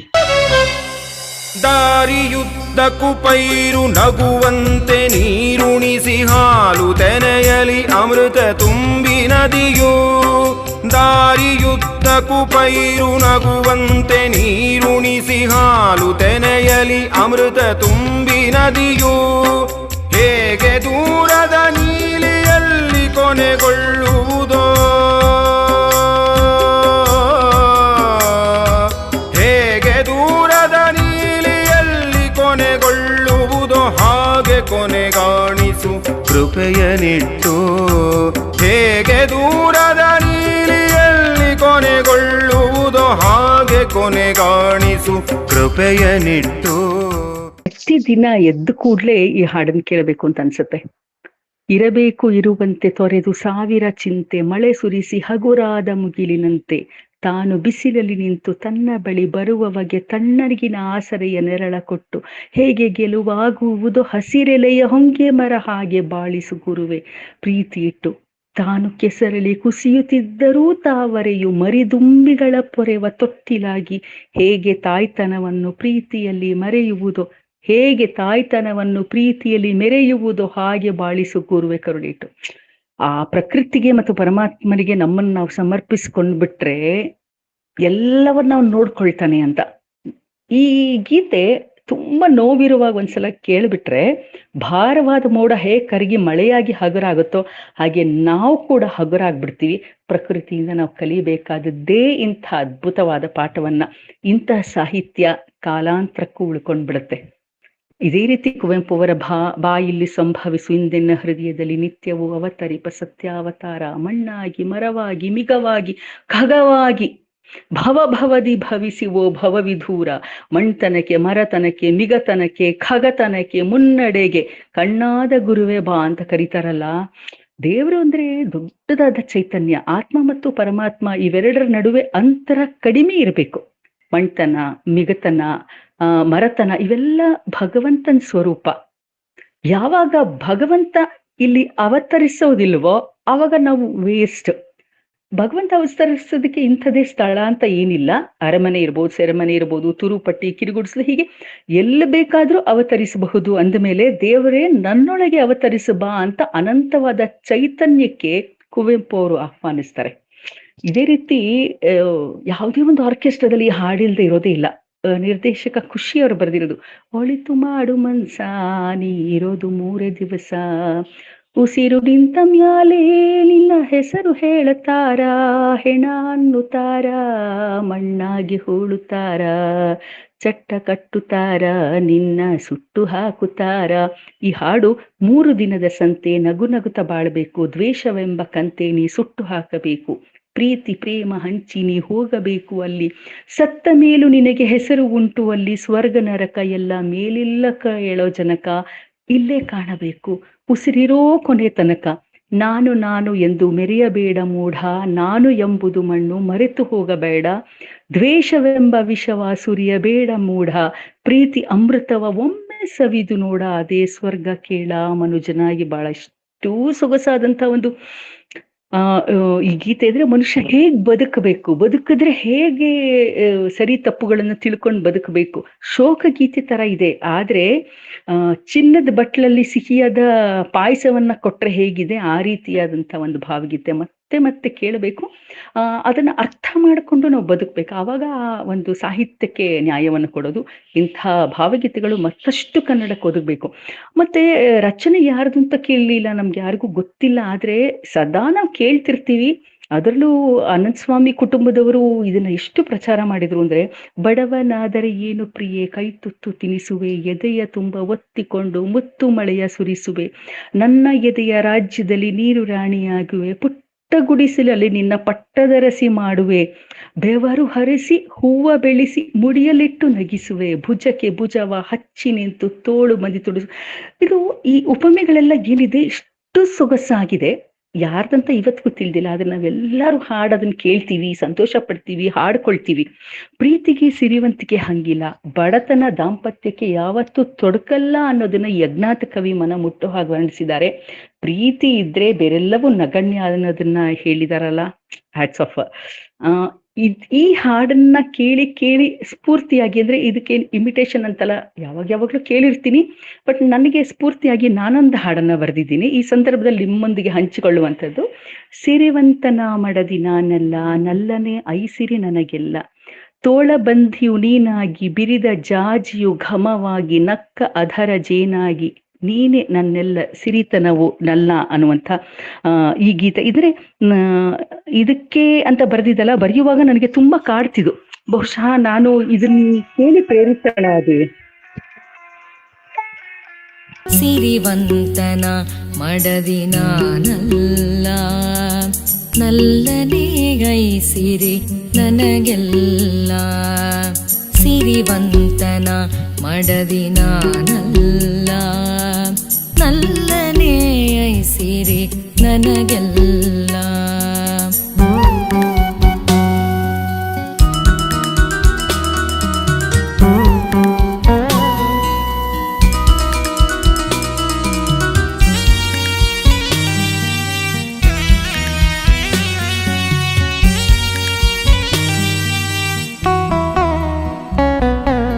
ನಿನ್ನುಸಿರು ತೀಡಿದ ಮುಂಗುರುಳು ನಗೆ ಮೀಟಿದ ಆ ಸೊಬಗು,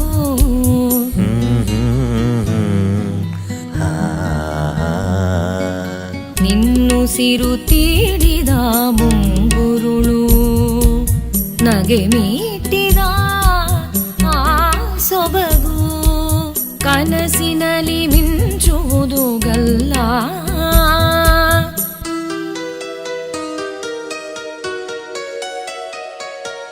ಕನಸಿನಲ್ಲಿ ಮಿಂಚುವುದು ಗಲ್ಲ, ನೀನೆ ನನ್ನೆಲ್ಲ ಸಿರಿತನವು ನಲ್ಲ.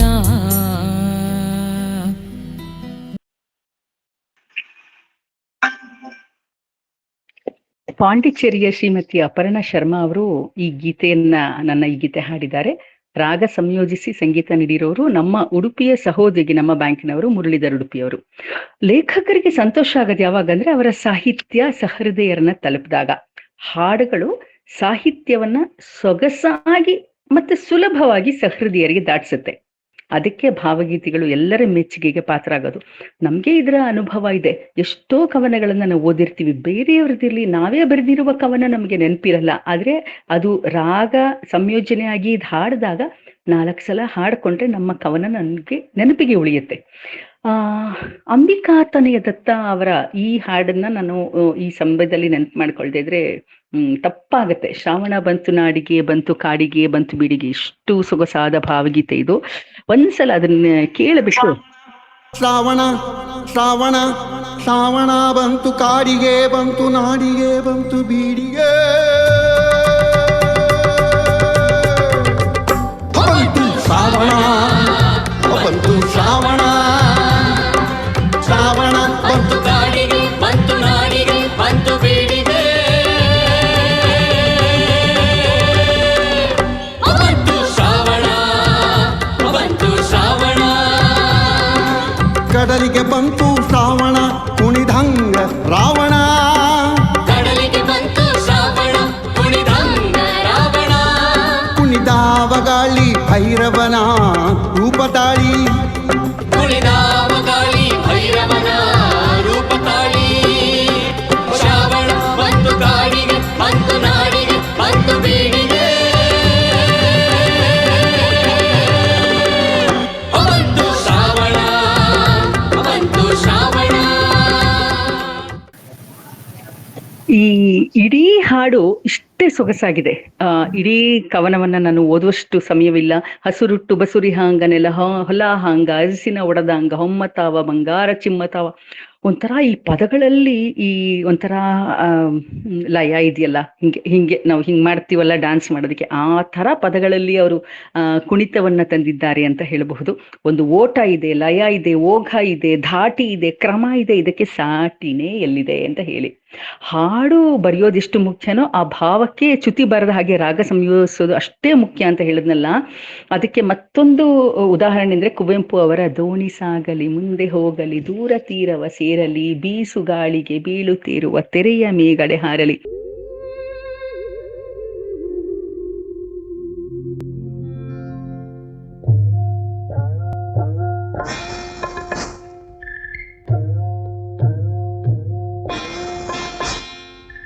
ದೋಣಿ ಸಾಗಲಿ ಮುಂದೆ ಹೋಗಲಿ ದೂರ ತೀರವ ಸೇರಲಿ ಬೀಸುಗಾಳಿಗೆ ಬೀಳು ತೇಳುವ ತೆರೆಯ ಮೇಗಡೆ ಹಾರಲಿ. ದೋಣಿ ಸಾಗಲಿ ಮುಂದೆ ಹೋಗಲಿ ದೂರ ತೀರವ ಸೇರಲಿ ಬೀಸುಗಾಳಿಗೆ ಬೀಳು ತೇಳುವ ತೆರೆಯ ಮೇಗಡೆ ಹಾರಲಿ.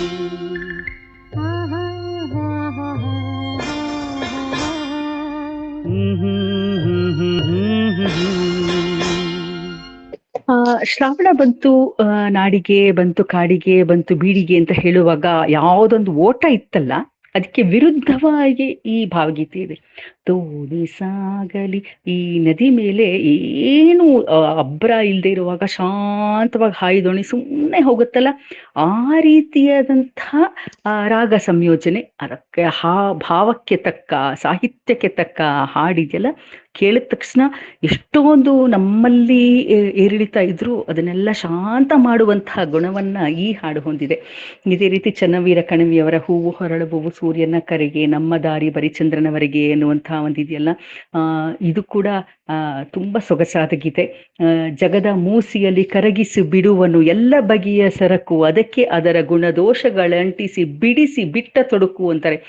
ಬದುಕು ಯಾರಿಗೂ ಕನ್ಸೆಷನ್ ಕೊಡಲ್ಲ, ಎಲ್ರಿಗೂ ಒಂದೇ ಮೂಸಿನಲ್ಲಿ ಕರಗಿಸಿ ತಮ್ಮ ಗುಣ ದೋಷಗಳಲ್ಲಿ ಯಾವುದನ್ನು ಬಿಡಿಸುತ್ತೋ ಯಾವುದನ್ನು ಅಂಟಿಸುತ್ತೋ ಅದು ಕಾಲಕ್ಕೆ ತಕ್ಕ ವಿಚಾರ ಅನ್ನೋದನ್ನ ಅದ್ಭುತವಾದ ಸತ್ಯವನ್ನ ಈ ಒಂದು ಗೀತೆ ಕೊಡುತ್ತೆ. ಕಾಲಾಂತರಕ್ಕೂ ಉಳಿದುಕೊಳ್ಳಬೇಕಾದ್ರೆ ಕವಿ ಕೊಡಬೇಕಾದ ಇಂಥದ್ನೇ. ಇದೇ ರೀತಿ ಕಣವಿಯವರದೇನೆ ಒಂದು ಮುಂಜಾವಿನಲ್ಲಿ ತುಂತುರು ಸೋನೆ ಮಳೆ ಸೋ ಎಂದು ಶ್ರುತಿ ಹಿಡಿಯುತ್ತಿತ್ತು. ಇದು ಕೇಳುವಾಗ ಒಂಥರ ನಮ್ಗೆ ಗೊತ್ತಾಗುತ್ತೆ, ಓ ಸೋನೆ ಮಳೆ ಅಂತ. ಆದ್ರೆ ರಾಗ ಸಂಯೋಜನೆ ಮಾಡಿದಾಗ ಸೋನೆ ಮಳೆ ಅಂತ ಇಷ್ಟು ಸೋನೆ ಹನಿ ಎಷ್ಟು ತೊಟ್ಟಿಕ್ಕದ ಹಾಗೆ ನಿಧಾನಕ್ಕೆ ಬರುತ್ತಲ್ಲ, ಅದೇ ರೀತಿಯ ಒಂದು ರಾಗ ಸಂಯೋಜನೆಯನ್ನ ಇದಕ್ಕೂ ಕೂಡ ಮಾಡಿದ್ದಾರೆ. ಸುಬ್ರಾಯ ಚುಕ್ಕಾಡಿಯವರ ಮುನಿಸು ತರವೇ ಮುಗುದೆ ಹಿತವಾಗಿ ನಗಲು ಬಾರದೆ ಕರಿಮುಗಿಲ ಬಾನಿನಲ್ಲಿ ವಿಂಚರಳಲು ತಾರೆಗಳು ಮೈಯ ಬಳಸಿ ಜುಮ್ಮೆನ್ನಲು ನವಭಾವ ತುಂಬಿ ತುಂಬಿ ಮನ ಹಾಡಲು ತೆರೆದಂತಿದೆ ಭಾಗ್ಯದ ಬಾಗಿಲು. ಎಷ್ಟು ಕಾಲದಿಂದ ಹಂಬಲಿಸದೆ ನೀ ಬಂದು ನನ್ನನ್ನು ಮುದಗೊಳಿಸದೆ, ಯಾಕೆ ಮುನಿಸು ಮಾಡ್ಕೊಂಡಿದ್ಯಾ, ಮುನಿಸಿನ ಬಿಟ್ಬಿಟ್ಟು ಬಂದುಬಿಡು ಚೆಲುವೆ ಅಂತ ಗೋಗರಿಯುವ ಪ್ರೇಮಿಯ ಒಂದು ಈ ಭಾವ ಇದೆಯಲ್ಲ, ತುಂಬಾ ಸೊಗಸಾಗಿದೆ.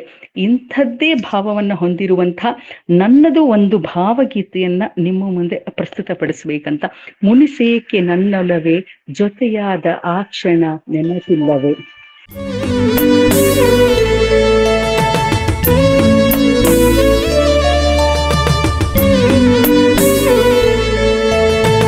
ಆ ಮರಳು ತೀರದಲ್ಲಿ ತೀರದುತ್ಸಾಹದಲ್ಲಿ ನೀರಾಟವಾಡಿದ್ದು ನೆನಪಿಲ್ಲವೇ. ಆ ಮರಳು ತೀರದಲ್ಲಿ ತೀರದುತ್ಸಾಹದಲ್ಲಿ ನೀರಾಟವಾಡಿದ್ದು ನೆನಪಿಲ್ಲವೇ. ಮುನಿಸೇಕೆ ನನ್ನೊಲವೇ.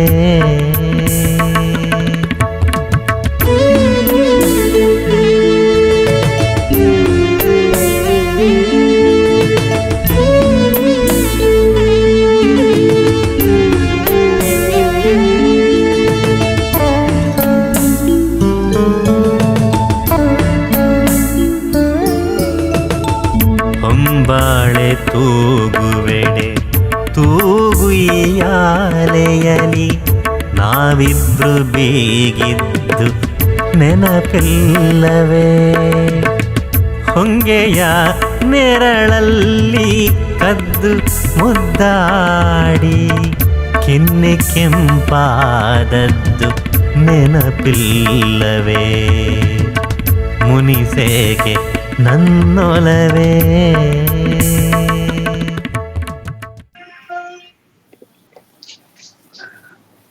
ಒಂದು ರೀತಿಯ ಭಾವ ಸಂಗಮವಾಯಿತು. ಭಾವವಿರದ ಬದುಕನ್ನ ಊಹಿಸ್ಕೊಳ್ಳಿಕ್ಕೂ ಸಾಧ್ಯ ಇಲ್ಲ. ಭಾವ ತುಂಬಿದ ಗೀತೆಯನ್ನ ಕೇಳಿ ಆನಂದಿಸದೇ ಇರೋರೂ ಇಲ್ಲ. ಭಾವಗೀತೆಗಳು ತನ್ನೊಳಗೆ ಭಾವದೋಕುಳಿಯನ್ನ ಮೈ ತುಂಬಿ ನಿಂತ ತಂಬಿಗೆ. ಅಮೃತಪಾನದ ಆಸೆ ಇದ್ರೆ ಬಳಿ ನಿಂತು ನೋಡಿ ಬೇಡಿ ಆನಂದವನ್ನ ಪಡಿಬಹುದು. ಪಾರಿಜಾತ ಜಾಜಿ ಹೂಗಳ ಹಾಗೆ ಸೂಕ್ಷ್ಮವಾಗಿ ಪ್ರಭಾವಿ ಪರಿಮಳ, ಕುಸುರಿ ಕೆತ್ತೆಗಾರನ ಕಲೆಯಂತೆ ಈ ಭಾವಗೀತೆಗಳು. ಏಕಾಂತ ಬೇಕಾದಾಗ್ಲೂ, ಏಕಾಂತ ಬೇಸರವಾದಾಗ್ಲೂ, ಮೈಮನ ಹಗುರಾದಾಗ್ಲೂ, ಮನ ನೋವು ಚಿಂತನೆಗಳಿಂದ ಭಾರವಾದಾಗ್ಲೂ ಭಾವಗೀತೆಗಳ ಶ್ರವಣ ಚೇತೋಹಾರಿ. ಸುಮಾರು 1.25 ಗಂಟೆಗಳ ಕಾಲ ನಿಮ್ಮೊಂದಿಗೆ ಭಾವಯಾನವನ್ನ ಮಾಡಿದ್ದೇನೆ. ಈ ಹಾಡುಗಳನ್ನ ಮಧ್ಯ ಮಧ್ಯ ತರೋದಕ್ಕೆ ನನ್ನ ಬಹು ನಿರೀಕ್ಷೆಯ ಆಸೆ ಏನಿತ್ತು ಅಂದ್ರೆ, ಕೇವಲ ಮಾತಿನಿಂದ ಈ ಸೊಗಸನ್ನ ಮೂಡಿಸ್ಲಿಕ್ಕೆ ಸಾಧ್ಯ ಇಲ್ಲ. ಭಾವಗೀತೆಗಳನ್ನ ನಾನು ವಾಚನ ಮಾಡೋದ್ರ ಜೊತೆಗೆ ಅದು ಸೊಗಸಾದ ಗೀತೆಯಾಗಿದ್ದಾಗ ಹೇಗೆ ಅದು ಹೆಚ್ಚು ಪ್ರಭಾವಶಾಲಿಯಾಗಿರುತ್ತೆ. ಮತ್ತು ನನ್ನ ಮಾತಿನ ಏಕತಾನತೆಯನ್ನ ಮುರಿಯುವ ಸಲುವಾಗಿ ಕೂಡ ನಾನು ಈ ಗೀತೆಗಳನ್ನ ನಿಮ್ಮ ಮುಂದೆ ತಂದೆ. ಭಾವಗೀತೆಗಳನ್ನ ಕೇಳ್ತಾ ಕೇಳ್ತಾ ನಮ್ಮ ಮನಸ್ಸಿನ ಎಲ್ಲ ದುಗುಡುಗಳನ್ನ ಮರಿಬಹುದು, ಇಷ್ಟು ಸಂತೋಷವನ್ನ ತುಂಬಿಕೊಳ್ಳಬಹುದು. ಭಾವಗೀತೆಗಳಿಗೆ ಇರುವಂತಹ ಶಕ್ತಿ ಇದು. ಭಾವಗೀತೆಗಳ ಭಾವಯಾನದಲ್ಲಿ ನನ್ನೊಂದಿಗೆ ಇದ್ದ ಕೇಳಿಸಿಕೊಂಡ ನಿಮ್ಮೆಲ್ಲರಿಗೂ ನನ್ನ ವಂದನೆಗಳು. ತಿಂಗಳ ಬೆಳಕು ಈ ಕಾರ್ಯಕ್ರಮದ ಮೂಲಕ ನಮ್ಮ ಸಮನ್ವಯ ಸಮಿತಿ ಕನ್ನಡವೇ ಸತ್ಯ ಈ ಒಂದು ವೇದಿಕೆ ನನಗೆ ಇಂಥ ಒಂದು ಅಪೂರ್ವವಾದ ಅವಕಾಶವನ್ನ ಕಲ್ಪಿಸಿಕೊಟ್ಟಿದ್ದಕ್ಕೆ ನಿಮ್ಮೆಲ್ಲರಿಗೂ ನಾನು ಆಭಾರಿಯಾಗಿದ್ದೇನೆ. ಈ ಮೂಲಕ ಒಂದಿಷ್ಟು ನಾನು ಓದ್ಕೊಳ್ಳಿಕ್ಕಾದ್ರೂ ಅನುವು ಮಾಡಿಕೊಟ್ರಿ. ಧನ್ಯವಾದಗಳು. ಎಲ್ಲರ ಪರವಾಗಿ ನಾನೇ ಚಪ್ಪಾಳೆ ಹೊಡೆದಿದ್ದೀನಿ. ನಿಜವಾಗ್ಲೂ ಭಾವಗೀತೆಯ ಒಂದು ಕಾರ್ಯಕ್ರಮ ನಿಮಗೆ ಕೊಟ್ಟಿದ್ದು ಬಹಳ ಖುಷಿ ಅನ್ಸುತ್ತೆ. ಯಾಕೆಂತಂದ್ರೆ ಶ್ರೀ ಪ್ರಕಾಶ್ ಸರ್, ನಿಮ್ದು ಮೈಕ್ ಆನ್ ಇದೆ, ಆಫ್ ಮಾಡ್ಕೋತೀರಾ ದಯವಿಟ್ಟು? Thank you. ಯಾಕೆಂದ್ರೆ ಎಷ್ಟೊಂದು ಕವಿಗಳನ್ನ ನೀವು ನಮ್ಮ ಮುಂದೆ ಕರ್ಕೊಂಡು ಬಂದ್ರಿ ಅಂದ್ರೆ ನಂಬ್ಲಿಕ್ಕೆ ಆಗ್ತಾ ಇಲ್ಲ ನನಗೆ. ಪುರಂದರ ದಾಸರಿಂದ ಶುರು ಮಾಡಿದ್ರಿ. ಪುರಂದರ ದಾಸರು, ಬಸವಣ್ಣ, ಅಕ್ಕ ಮಹಾದೇವಿ, ಪಂಪ, ಗೋವಿಂದ ಪೈ, ನರಸಿಂಹಾಚಾರ, ತೀನಂ ಶ್ರೀ, ಬ್ರೇಂದಿ, ಲಕ್ಷ್ಮೀನಾರಾಯಣ ಭಟ್ಟ, ಕುವೆಂಪು, ಪೂತಿನ, ಸೂರಂ ಮೆಕ್ಕುಂಡಿ, DVG, HS ವೆಂಕಟೇಶ ಮೂರ್ತಿಗಳು, Suram ಮೆಕ್ಕುಂಡಿ, Doddarange Gowda, VC, GP Rajaratnam, ಅಡಿಗರು, J. Shivarudrappa, Channaveera Kanavi, BR Lakshmanrao. ಅಬ್ಬಾಬಾಬಾಬಾ, ಇಷ್ಟೊಂದು ಕವಿಗಳನ್ನ ನೀವು ನಮ್ಮ ಮುಂದೆ ತಂದು ನಿಲ್ಲಿಸ್ಬಿಟ್ರಲ್ಲ. ಇದ್ರ ಜೊತೆಗೆ ಇನ್ನೊಬ್ಬ ಕವಿಯ ಒಂದು ಸಾಕ್ಷಾತ್ ದರ್ಶನ ಕೂಡ ಕೊಡ್ಸಿದ್ರಿ. ಯಾರು ಹೇಳಿ ಅವರು? ಶುಭಶ್ರೀ. ತುಂಬಾ ಆನಂದವಾಗಿದೆ. ಈಗ ನಿಮ್ಮ ಒಂದು ಪ್ರಶ್ನೋತ್ತರಗಳನ್ನ ನಾನು ಆರಂಭ ಮಾಡ್ತೀನಿ. ಇಷ್ಟೆಲ್ಲ ಆದ್ಮೇಲೆ ನನಗೂ ಏನೋ ಹೇಳ್ಬೇಕಿದೆ, ಅದು ನಾನೇ ಮಾತಾಡೋದು ಬೇಡ ಅಂತ ಹೇಳಿ ಈಗ ಪ್ರಶ್ನೋತ್ತರಕ್ಕೆ ನಾನು ಕಾರ್ಯಕ್ರಮವನ್ನು ಬಿಡ್ತಾ ಇದ್ರಿ. ರವೀಂದ್ರ ಸರ್ ಅವರು ಸ್ವಲ್ಪ ಕೈ ಎತ್ತಿದ್ದಾರೆ, ಮಾತಾಡ್ಬೋದು. ರವೀಂದ್ರ ಸರ್. ಇವ್ರಿಗೆ ಏನಪ್ಪ ಪ್ರಶ್ನೆ ಕೇಳೋದು? ಕೇಳ್ಬಿಟ್ರೆ ನೀವ್ ಏನಪ್ಪಾ ನಾನು ಉತ್ತರ ಕೊಡೋದು? ಬಹಳ ಅದ್ಭುತವಾದ ಕಾರ್ಯಕ್ರಮವನ್ನ ಆಯೋಜಿಸಿದಂತ ಅಂತರಂಗ ತಂಡದವರಿಗೆ ಮತ್ತೆ ನಡೆಸಿಕೊಟ್ಟಂತ ಶುಭಶ್ರೀ ಪ್ರಸಾದ್ ಅವರಿಗೆ ಹೃತ್ಪೂರ್ವಕವಾದ ಅಭಿನಂದನೆಗಳು ಮತ್ತೆ ಧನ್ಯವಾದಗಳು. 1.5 ಗಂಟೆಗಳ ಕಾಲ ಹೇಗೆ ಹೋಯ್ತು ಅನ್ನೋದು ಗೊತ್ತಾಗ್ಲಿಲ್ಲ. ರವಿ ಕುಸ್ವಿ ಎಲ್ಲ ಕವಿಗಳ ಪಟ್ಟಿ ಮಾಡಿದ್ದಾರೆ ಅನ್ಕೊಂಡಿದ್ದೆ, ಓದ್ತಾರೆ ಅಂತೇಳಿ. ಆದ್ರೆ ಬಹಳ ದೊಡ್ಡ ಪಟ್ಟಿನೇ ಮಾಡಿದ್ದಾರೆ ಶುಭಶ್ರೀ ಅವರು. ತುಂಬಾ ಕವಿಗಳನ್ನ ಜೋಡಿಸಿದ್ದಾರೆ ಮತ್ತೆ ಮಧ್ಯ ಹಾಡುಗಳನ್ನ ಹಾಡಿದ್ರು, ಹಾಡಿಸಿದ್ರು, ಕೇಳಿಸಿದ್ರು. ಕಾರ್ಯಕ್ರಮ ಬಹಳ ಉತ್ತಮ ಮಟ್ಟವಾಗಿತ್ತು. ಅಭಿನಂದನೆಗಳು. ನಾನು ಒಂದೇ ಒಂದು ಮಾತು ನನಗೆ ಬಹಳ ದಿವಸದ ಮನಸ್ಸಿನಲ್ಲಿ ಕಾಡ್ತಾ ಇರೋದು ಅಂದ್ರೆ, ಈ ಭಾವಗೀತೆಗಳ ಬಗ್ಗೆ ಅಥವಾ ಕವಿಗಳ ಬಗ್ಗೆ ಮಾತನಾಡುವಾಗ ನಮ್ಮ ಸಾರಸ್ವತ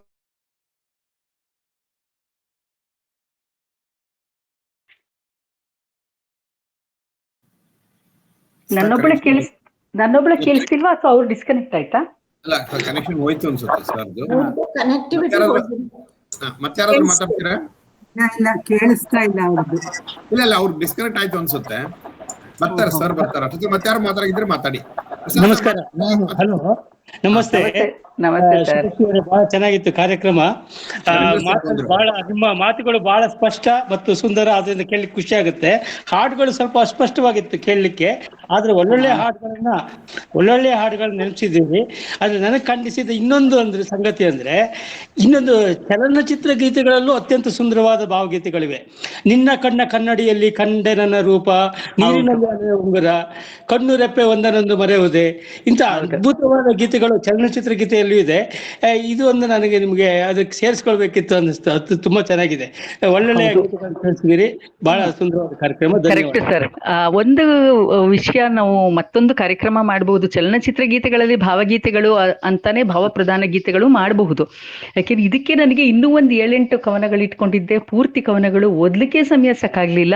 ಇದೇ ಹೆಚ್ಚಾಯ್ತೇನೋ ಅಂತ ನನಗೆ ಅನ್ನಿಸ್ತಾ ಇತ್ತು. ಒಂಥರ ಕೊನೆಯಲ್ಲಿ ಅಯ್ಯೋ ಟೈಮ್ ಆಗೋಯ್ತು ಅಂತ ಒಂಥರ ಮನಸ್ಸಿನಲ್ಲಿ ಅದು ಅನ್ನಿಸ್ತಾ ಇತ್ತು.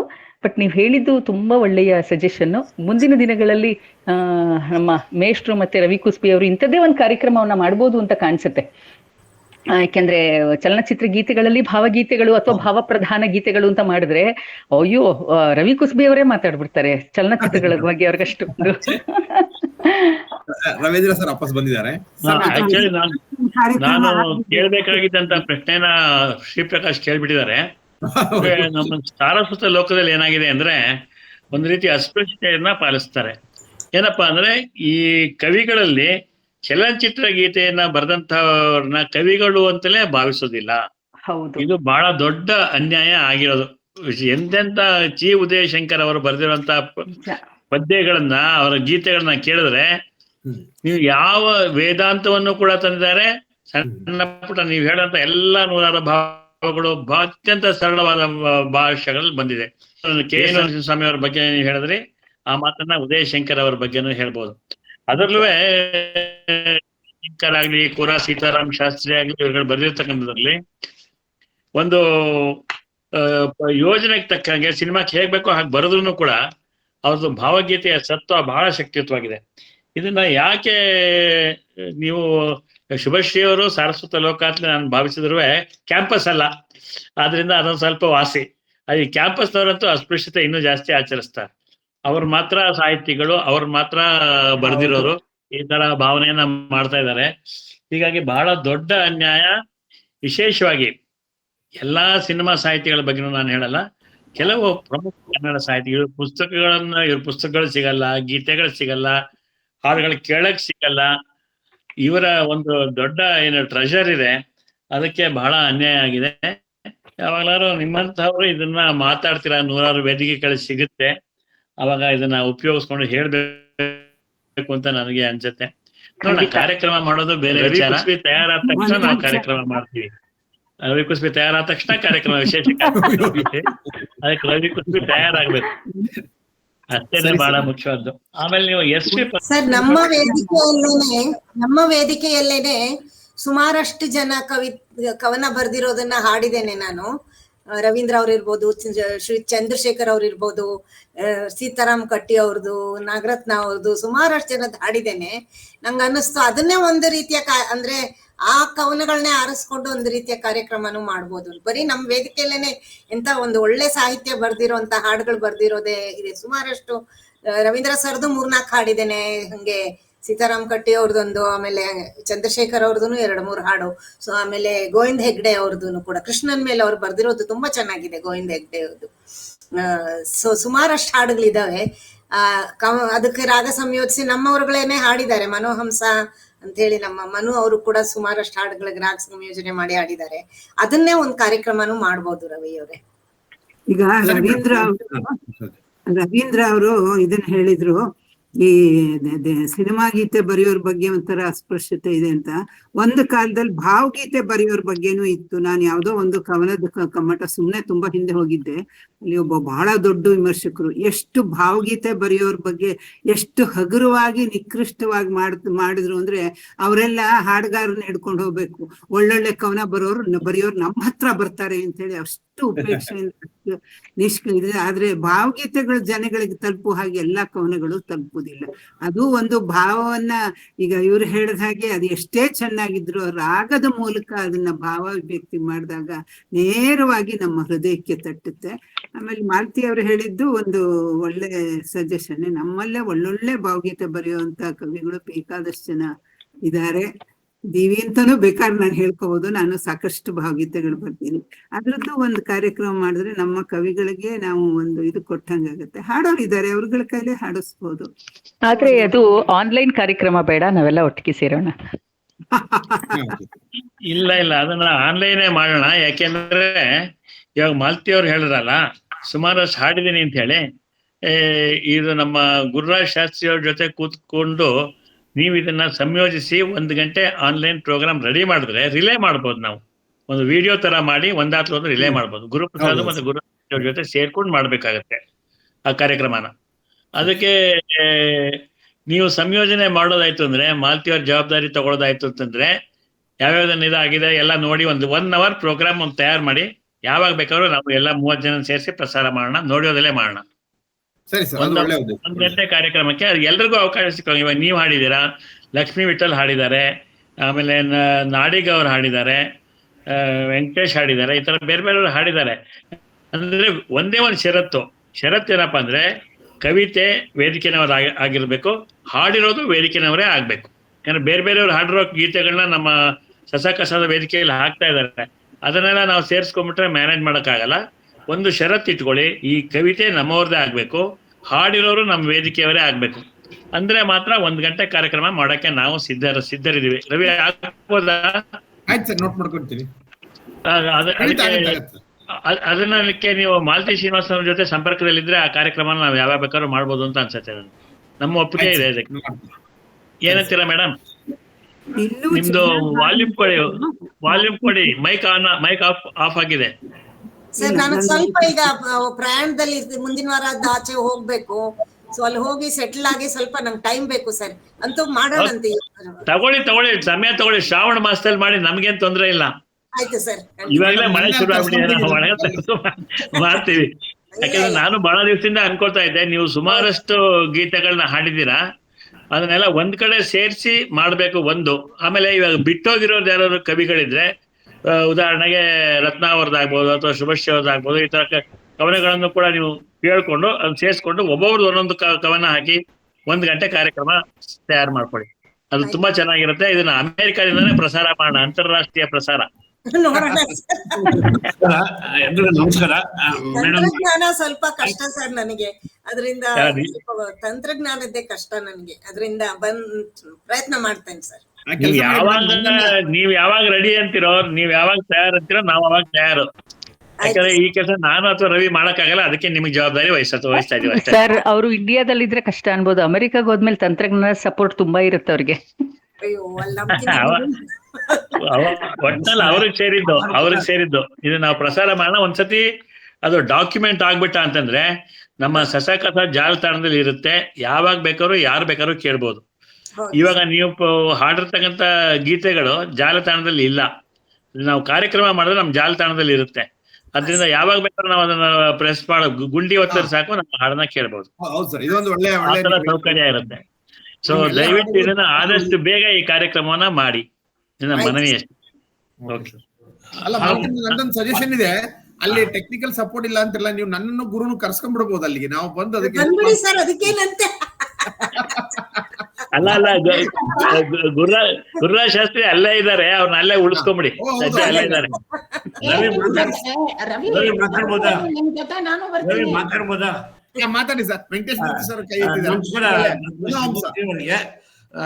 ಇವತ್ತಿನ ದಿವಸ ಬಹಳ ಅತ್ಯದ್ಭುತವಾಗಿತ್ತು. ನನ್ನ ಮಟ್ಟಿಗೆ ಕೇಳೋದಾದ್ರೆ, ನಾನು ಈ ಅಪ್ರತಿಮ ಸಾಧನೆ ಮಾಡಿರುವ ಈ ಸಾಧಕಿ ಶುಭಶ್ರೀ ಅವ್ರನ್ನ ಕುರಿತು ನಾನು ಬರೆದಿದ್ದ ಒಂದು ಬ್ಯಾಂಕಿಂಗ್ ಲೋಕದ ಪ್ರತಿಭಾನ್ವಿತ ಆದ್ರೆ ಪ್ರಕಟಪಡಿಸಿದ್ದೆ. ಇವತ್ತಿನ ಕಾರ್ಯಕ್ರಮ ಕೇಳಿದ್ಮೇಲೆ ಇನ್ನೂ ಹಲವಾರು ವಿಚಾರಗಳನ್ನ ಅವ್ರ ಬಗ್ಗೆ ಅದು ಸೇರಿಸಬಹುದಾಗಿತ್ತೇನೋ ಅಂತ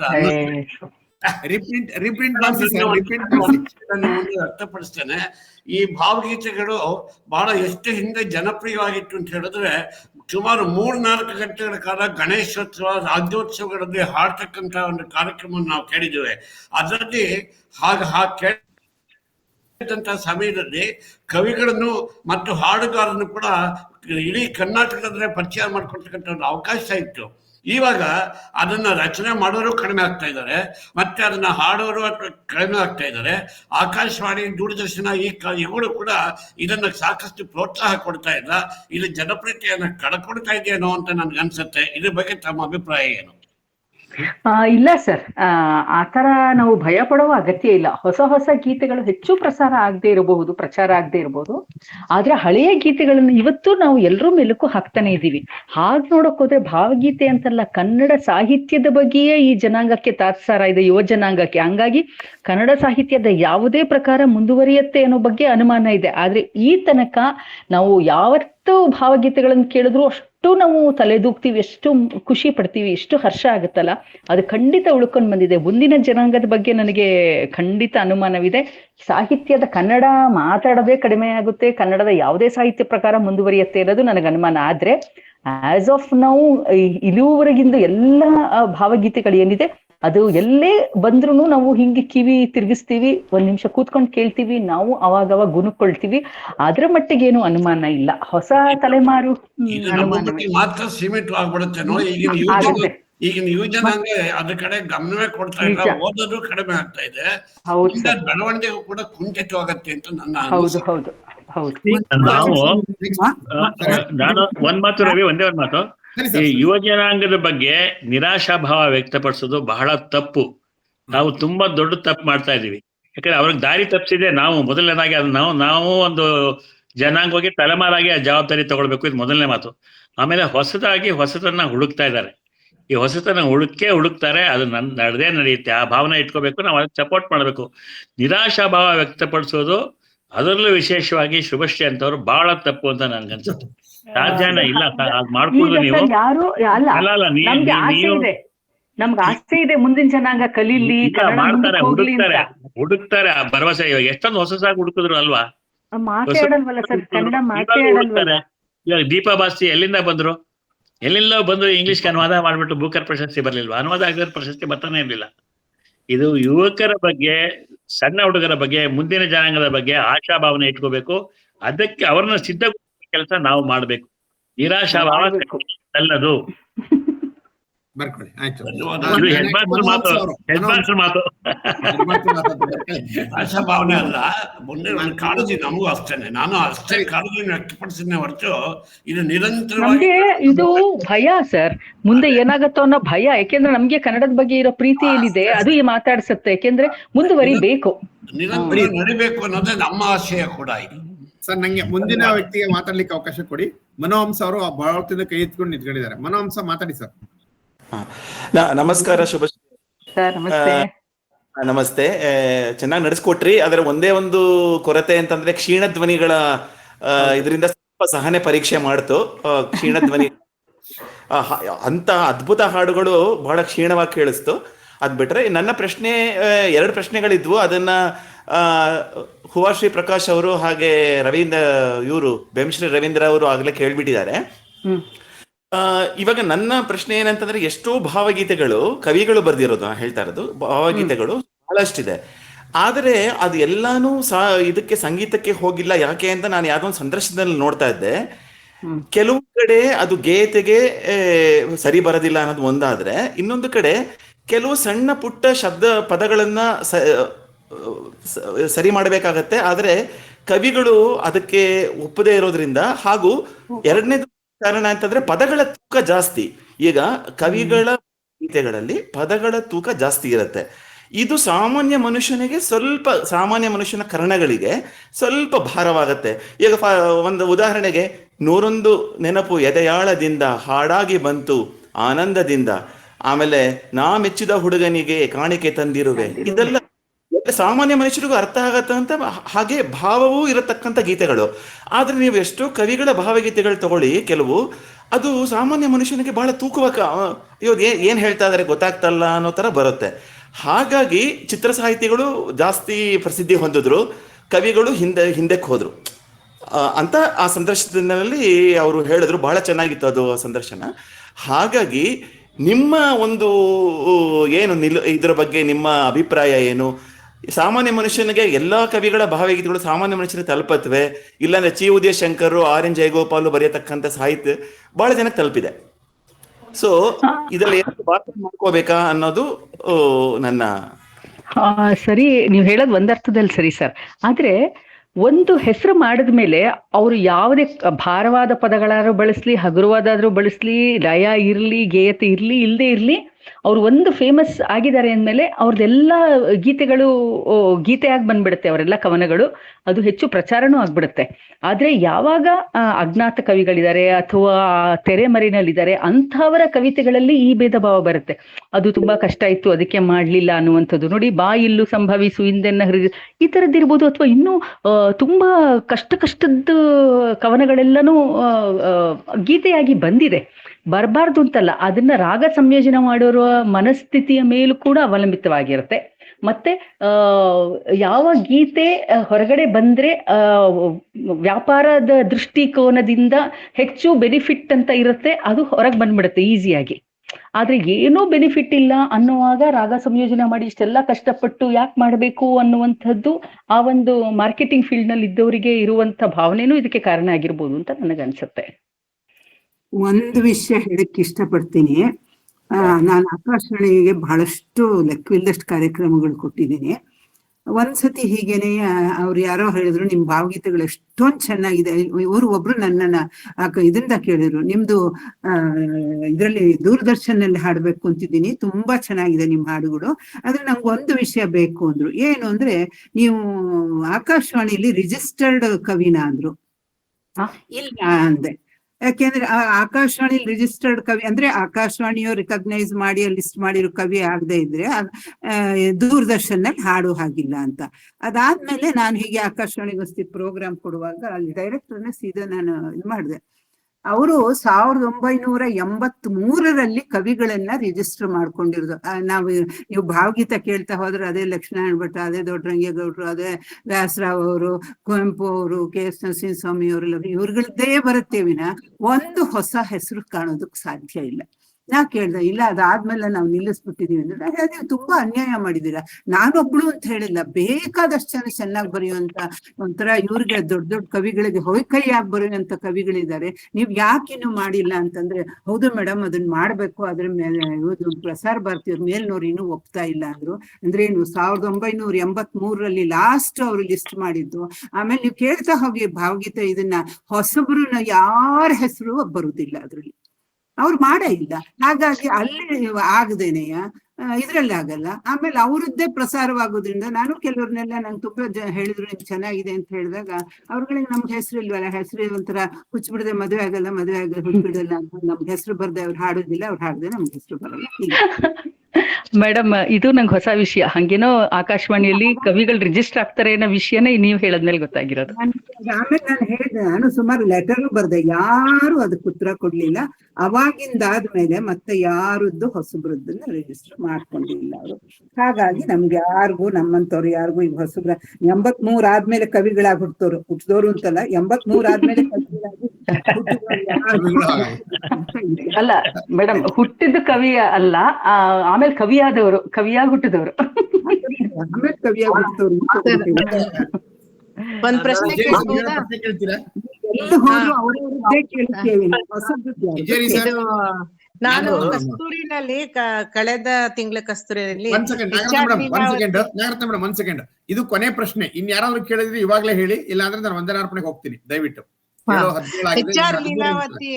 ಎಚ್ ಆರ್ ಲೀಲಾವತಿ ಅವರು ನಮ್ಮ ಪ್ರಸಿದ್ಧ ಕವಿಗಳ ಕವನಗಳನ್ನ ಆಕಾಶವಾಣಿ ಮೂಲಕ ಬಹಳ ಭಾವಗೀತೆಗಳನ್ನ ಪ್ರಸಿದ್ಧಿಗೆ ತಂದ್ರು ಅಂತ ಅವ್ರ ಜೀವನ ಚರಿತ್ರೆಯಲ್ಲಿ ಕಸ್ತೂರಿನಲ್ಲಿ ಬರ್ಕೊಂಡಿದ್ದಾರೆ. ಅಂದ್ರೆ ಎಲ್ಲಾ ಕವಿಗಳು ಜನಸಾಮಾನ್ಯರಿಗೆ ಮುಟ್ತಾ ಇರ್ಲಿಲ್ಲ.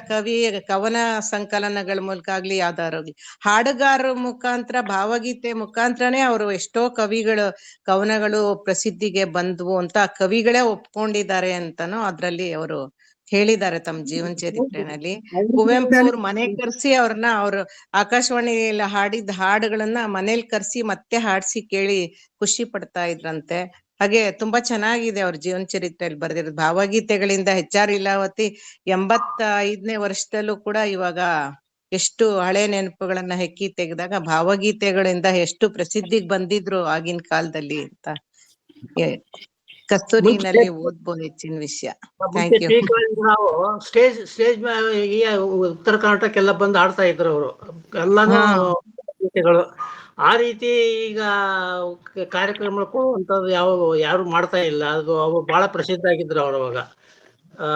ಆ ರೀತಿ ಯಾವ ಕಲಾವಿದರು ಸ್ಟೇಜ್ ಮೇಲೆ ಭಾವಗೀತೆಗಳು ಎಕ್ಸ್ಕ್ಲೂಸಿವ್ ಆಗಿ ಊರುಗಳಿಗೆ ತಿರುಗಿ ಕೊಡುವಂತವ್ರು ಯಾವ್ದು ಕಾರ್ಯಕ್ರಮಗಳೇ ನಡೀತಾ ಇಲ್ಲ ಈಗ. ಅವರು KS ನರಸಿಂಹಸ್ವಾಮಿಗಳದು ನಂಗೆ ಅನುಮತಿ ಕೊಡಿ ದಯವಿಟ್ಟು. ಕಾರ್ಯಕ್ರಮ ನಾನು ಮುಂದಕ್ಕೆ ತಗೊಂಡು ಹೋಗ್ತೀನಿ. ಇಲ್ಲಿ ಪ್ರಶ್ನೆಗಳೆಲ್ಲ ಮುಗಿದೋಯ್ತು. ನಾನು ಒಂದು ಮಾತು ಹೇಳೋದನ್ನ ತಪ್ಪಿದ್ದೆ ಬಿಗಿನಿಂಗ್ ಅಲ್ಲಿ. ಏನು ಅಂತಂದ್ರೆ, ಬಾನು ಮುಷ್ತಾಕ್ ಅವರದ ಹಾರ್ಟ್ ಲ್ಯಾಂಪ್ ಅಂತ ಹೇಳಿದೆಯಲ್ಲ, ಅದರ ಕನ್ನಡ ಕತೆ ಹೆಸರು ಹೃದಯ ಹಣತೆ. ನೋಡಿ ಕನ್ನಡದಲ್ಲಿ ಎಷ್ಟು ಚೆನ್ನಾಗಿದೆ. ಹೃದಯ ರವಿ ಅದು ಹೃದಯ ಹಣತೆ ಅಲ್ಲ, ಎದೆಯ ಹಣತೆ. ಹೃದಯ ಹಣತೆ ಅಂತ ಹೇಳಿದ್ರೆ ಎದೆಯ ಹಣತೆ ಪೇಪರ್ ಎಲ್ಲ ಬಂದಿದೆ ನೋಡಿ. ಎದೆಯ ಹಣತೆ ಅಂತ ಅಲ್ಲ, ಎದೆಯ ಹಣತೆ ಅಂದ್ರೆ ನಮ್ಗೆ ಎಷ್ಟು ನಮ್ಗೆ ಭಾವ ಸ್ಪರ್ಶ ಆಗುತ್ತೆ. ಅದೇ ಇಂಗ್ಲಿಷ್ ಅಲ್ಲಿ ಅವರು ಹಾರ್ಟ್ ಲ್ಯಾಂಪ್ ಅಂತ ಹೇಳಿದಾರೆ. ಹಾರ್ಟ್ ಲ್ಯಾಂಪ್ ಅಂದ್ರೆ ಅಷ್ಟು ಸ್ಪರ್ಶ ಇಲ್ಲ, ಆದ್ರೂ ಕೂಡ ಪ್ರಶಸ್ತಿ ಕೊಟ್ಟಿದ್ದಾರೆ.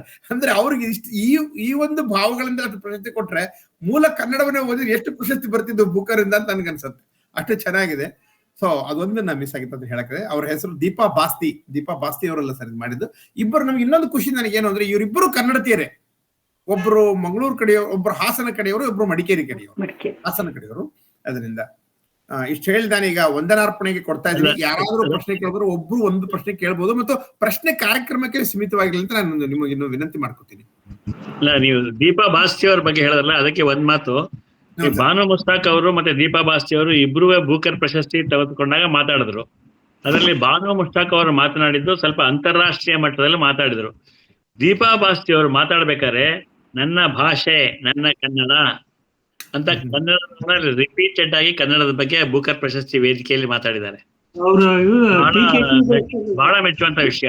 ಅಲ್ಲ, APS ಕಾಲೇಜಲ್ಲಿ ಟಿ ಕೇಶವ ಭಟ್ಟ ಅಂತಿದ್ರು ಮೊಮ್ಮಗಳವರು. ಕೇಶವ ಭಟ್ಟ ನಮ್ಗೆ ಟೀಚರ್ ಆಗಿದ್ರು ಅವರು. APS ಕಾಲೇಜಲ್ಲಿ ಬಹಳ ಒಳ್ಳೆ ಸ್ಕಾಲರ್. ನಾವು ಅಷ್ಟಾವಧಾನ ಮಾಡಿದಾಗ ಅವರು ಸಮಸ್ಯೆ ಪೂರ್ಚಿಕಾಗಿ ಬಂದಿದ್ರು ಕೇಶವ ಭಟ್. ಸರ್, ನಾನು ಕಾರ್ಯಕ್ರಮದ ಕೊನೆ ಭಾಗಕ್ಕೆ ಬರ್ತಾ ಇದ್ದೀನಿ ಇವಾಗ. ಮತ್ತೆ ಯಾರಾದ್ರೂ ಮಾತಾಡೋರಿದ್ದಾರ? ಒಂದು ಪ್ರಶ್ನೆ ಕೇಳ್ಬೋದು, ಇಲ್ಲಾಂದ್ರೆ ನಾನು ಒಂದು ಪ್ರಶ್ನೆ. ರವಿ, ಕೊನೆಯ ಪ್ರಶ್ನೆ ಸರ್, ಹೇಳಿ ಸರ್. ಶುಭಶ್ರೀ ಅವರ ಮಂಡ್ಯದ ಮನೆಗೆ ಬಂದು ಮುಷ್ಟಾನ್ನ ಭೋಜನ ಸೇವದಷ್ಟು ಆನಂದ ಆಯ್ತು. ಅಂದ್ರೆ ನಿಸಾರ್ ಅಹಮದ್ ವ್ಯಾಸರಾವ್ ಬಗ್ಗೆ ಒಂದಿಷ್ಟು ಪ್ರಸ್ತಾಪಗಳಿರ್ಬೋದಾಯ್ತು. ಉತ್ತರ ಕರ್ನಾಟಕದ ಕವಿಗಳಾದ VC ಅಯ್ಯರ್ ಸಂಘ, ಈಶ್ವರ ಸಣಕಲ್ಲ, ಬೆಟಗೇರಿ ಕೃಷ್ಣ ಶರ್ಮಾ ಅವರುಗಳ ಒಂದೊಂದು ಉದಾಹರಣೆ ನೀಡಬಹುದಿತ್ತು ಅಂತ ನನಗನ್ಸಿತ್ತು. ಯಾಕಂದ್ರೆ ಪಟ್ಟಿ ಇದು ಬಹಳ ದೊಡ್ಡದು, 1 ಗಂಟೆ ಹೇಳುವಂಥದ್ದಲ್ಲ ಅಂತ ನನಗೂ ಗೊತ್ತು. ಆದ್ರೂ ನಿತ್ಯೋತ್ಸವ ಬರ್ಕೊಂಡಿದ್ದು ಹೆಂಗೋ ಮಿಸ್ ಆಯ್ತು. ಸ್ಕ್ರಾಲ್ ಅಪ್ ಮಾಡುವಾಗ ಮಿಸ್ ಆಗೋಗಿದೆ. ನಿತ್ಯೋತ್ಸವ ಮಿಸ್ ಮಾಡಬಾರ್ದಿತ್ತು.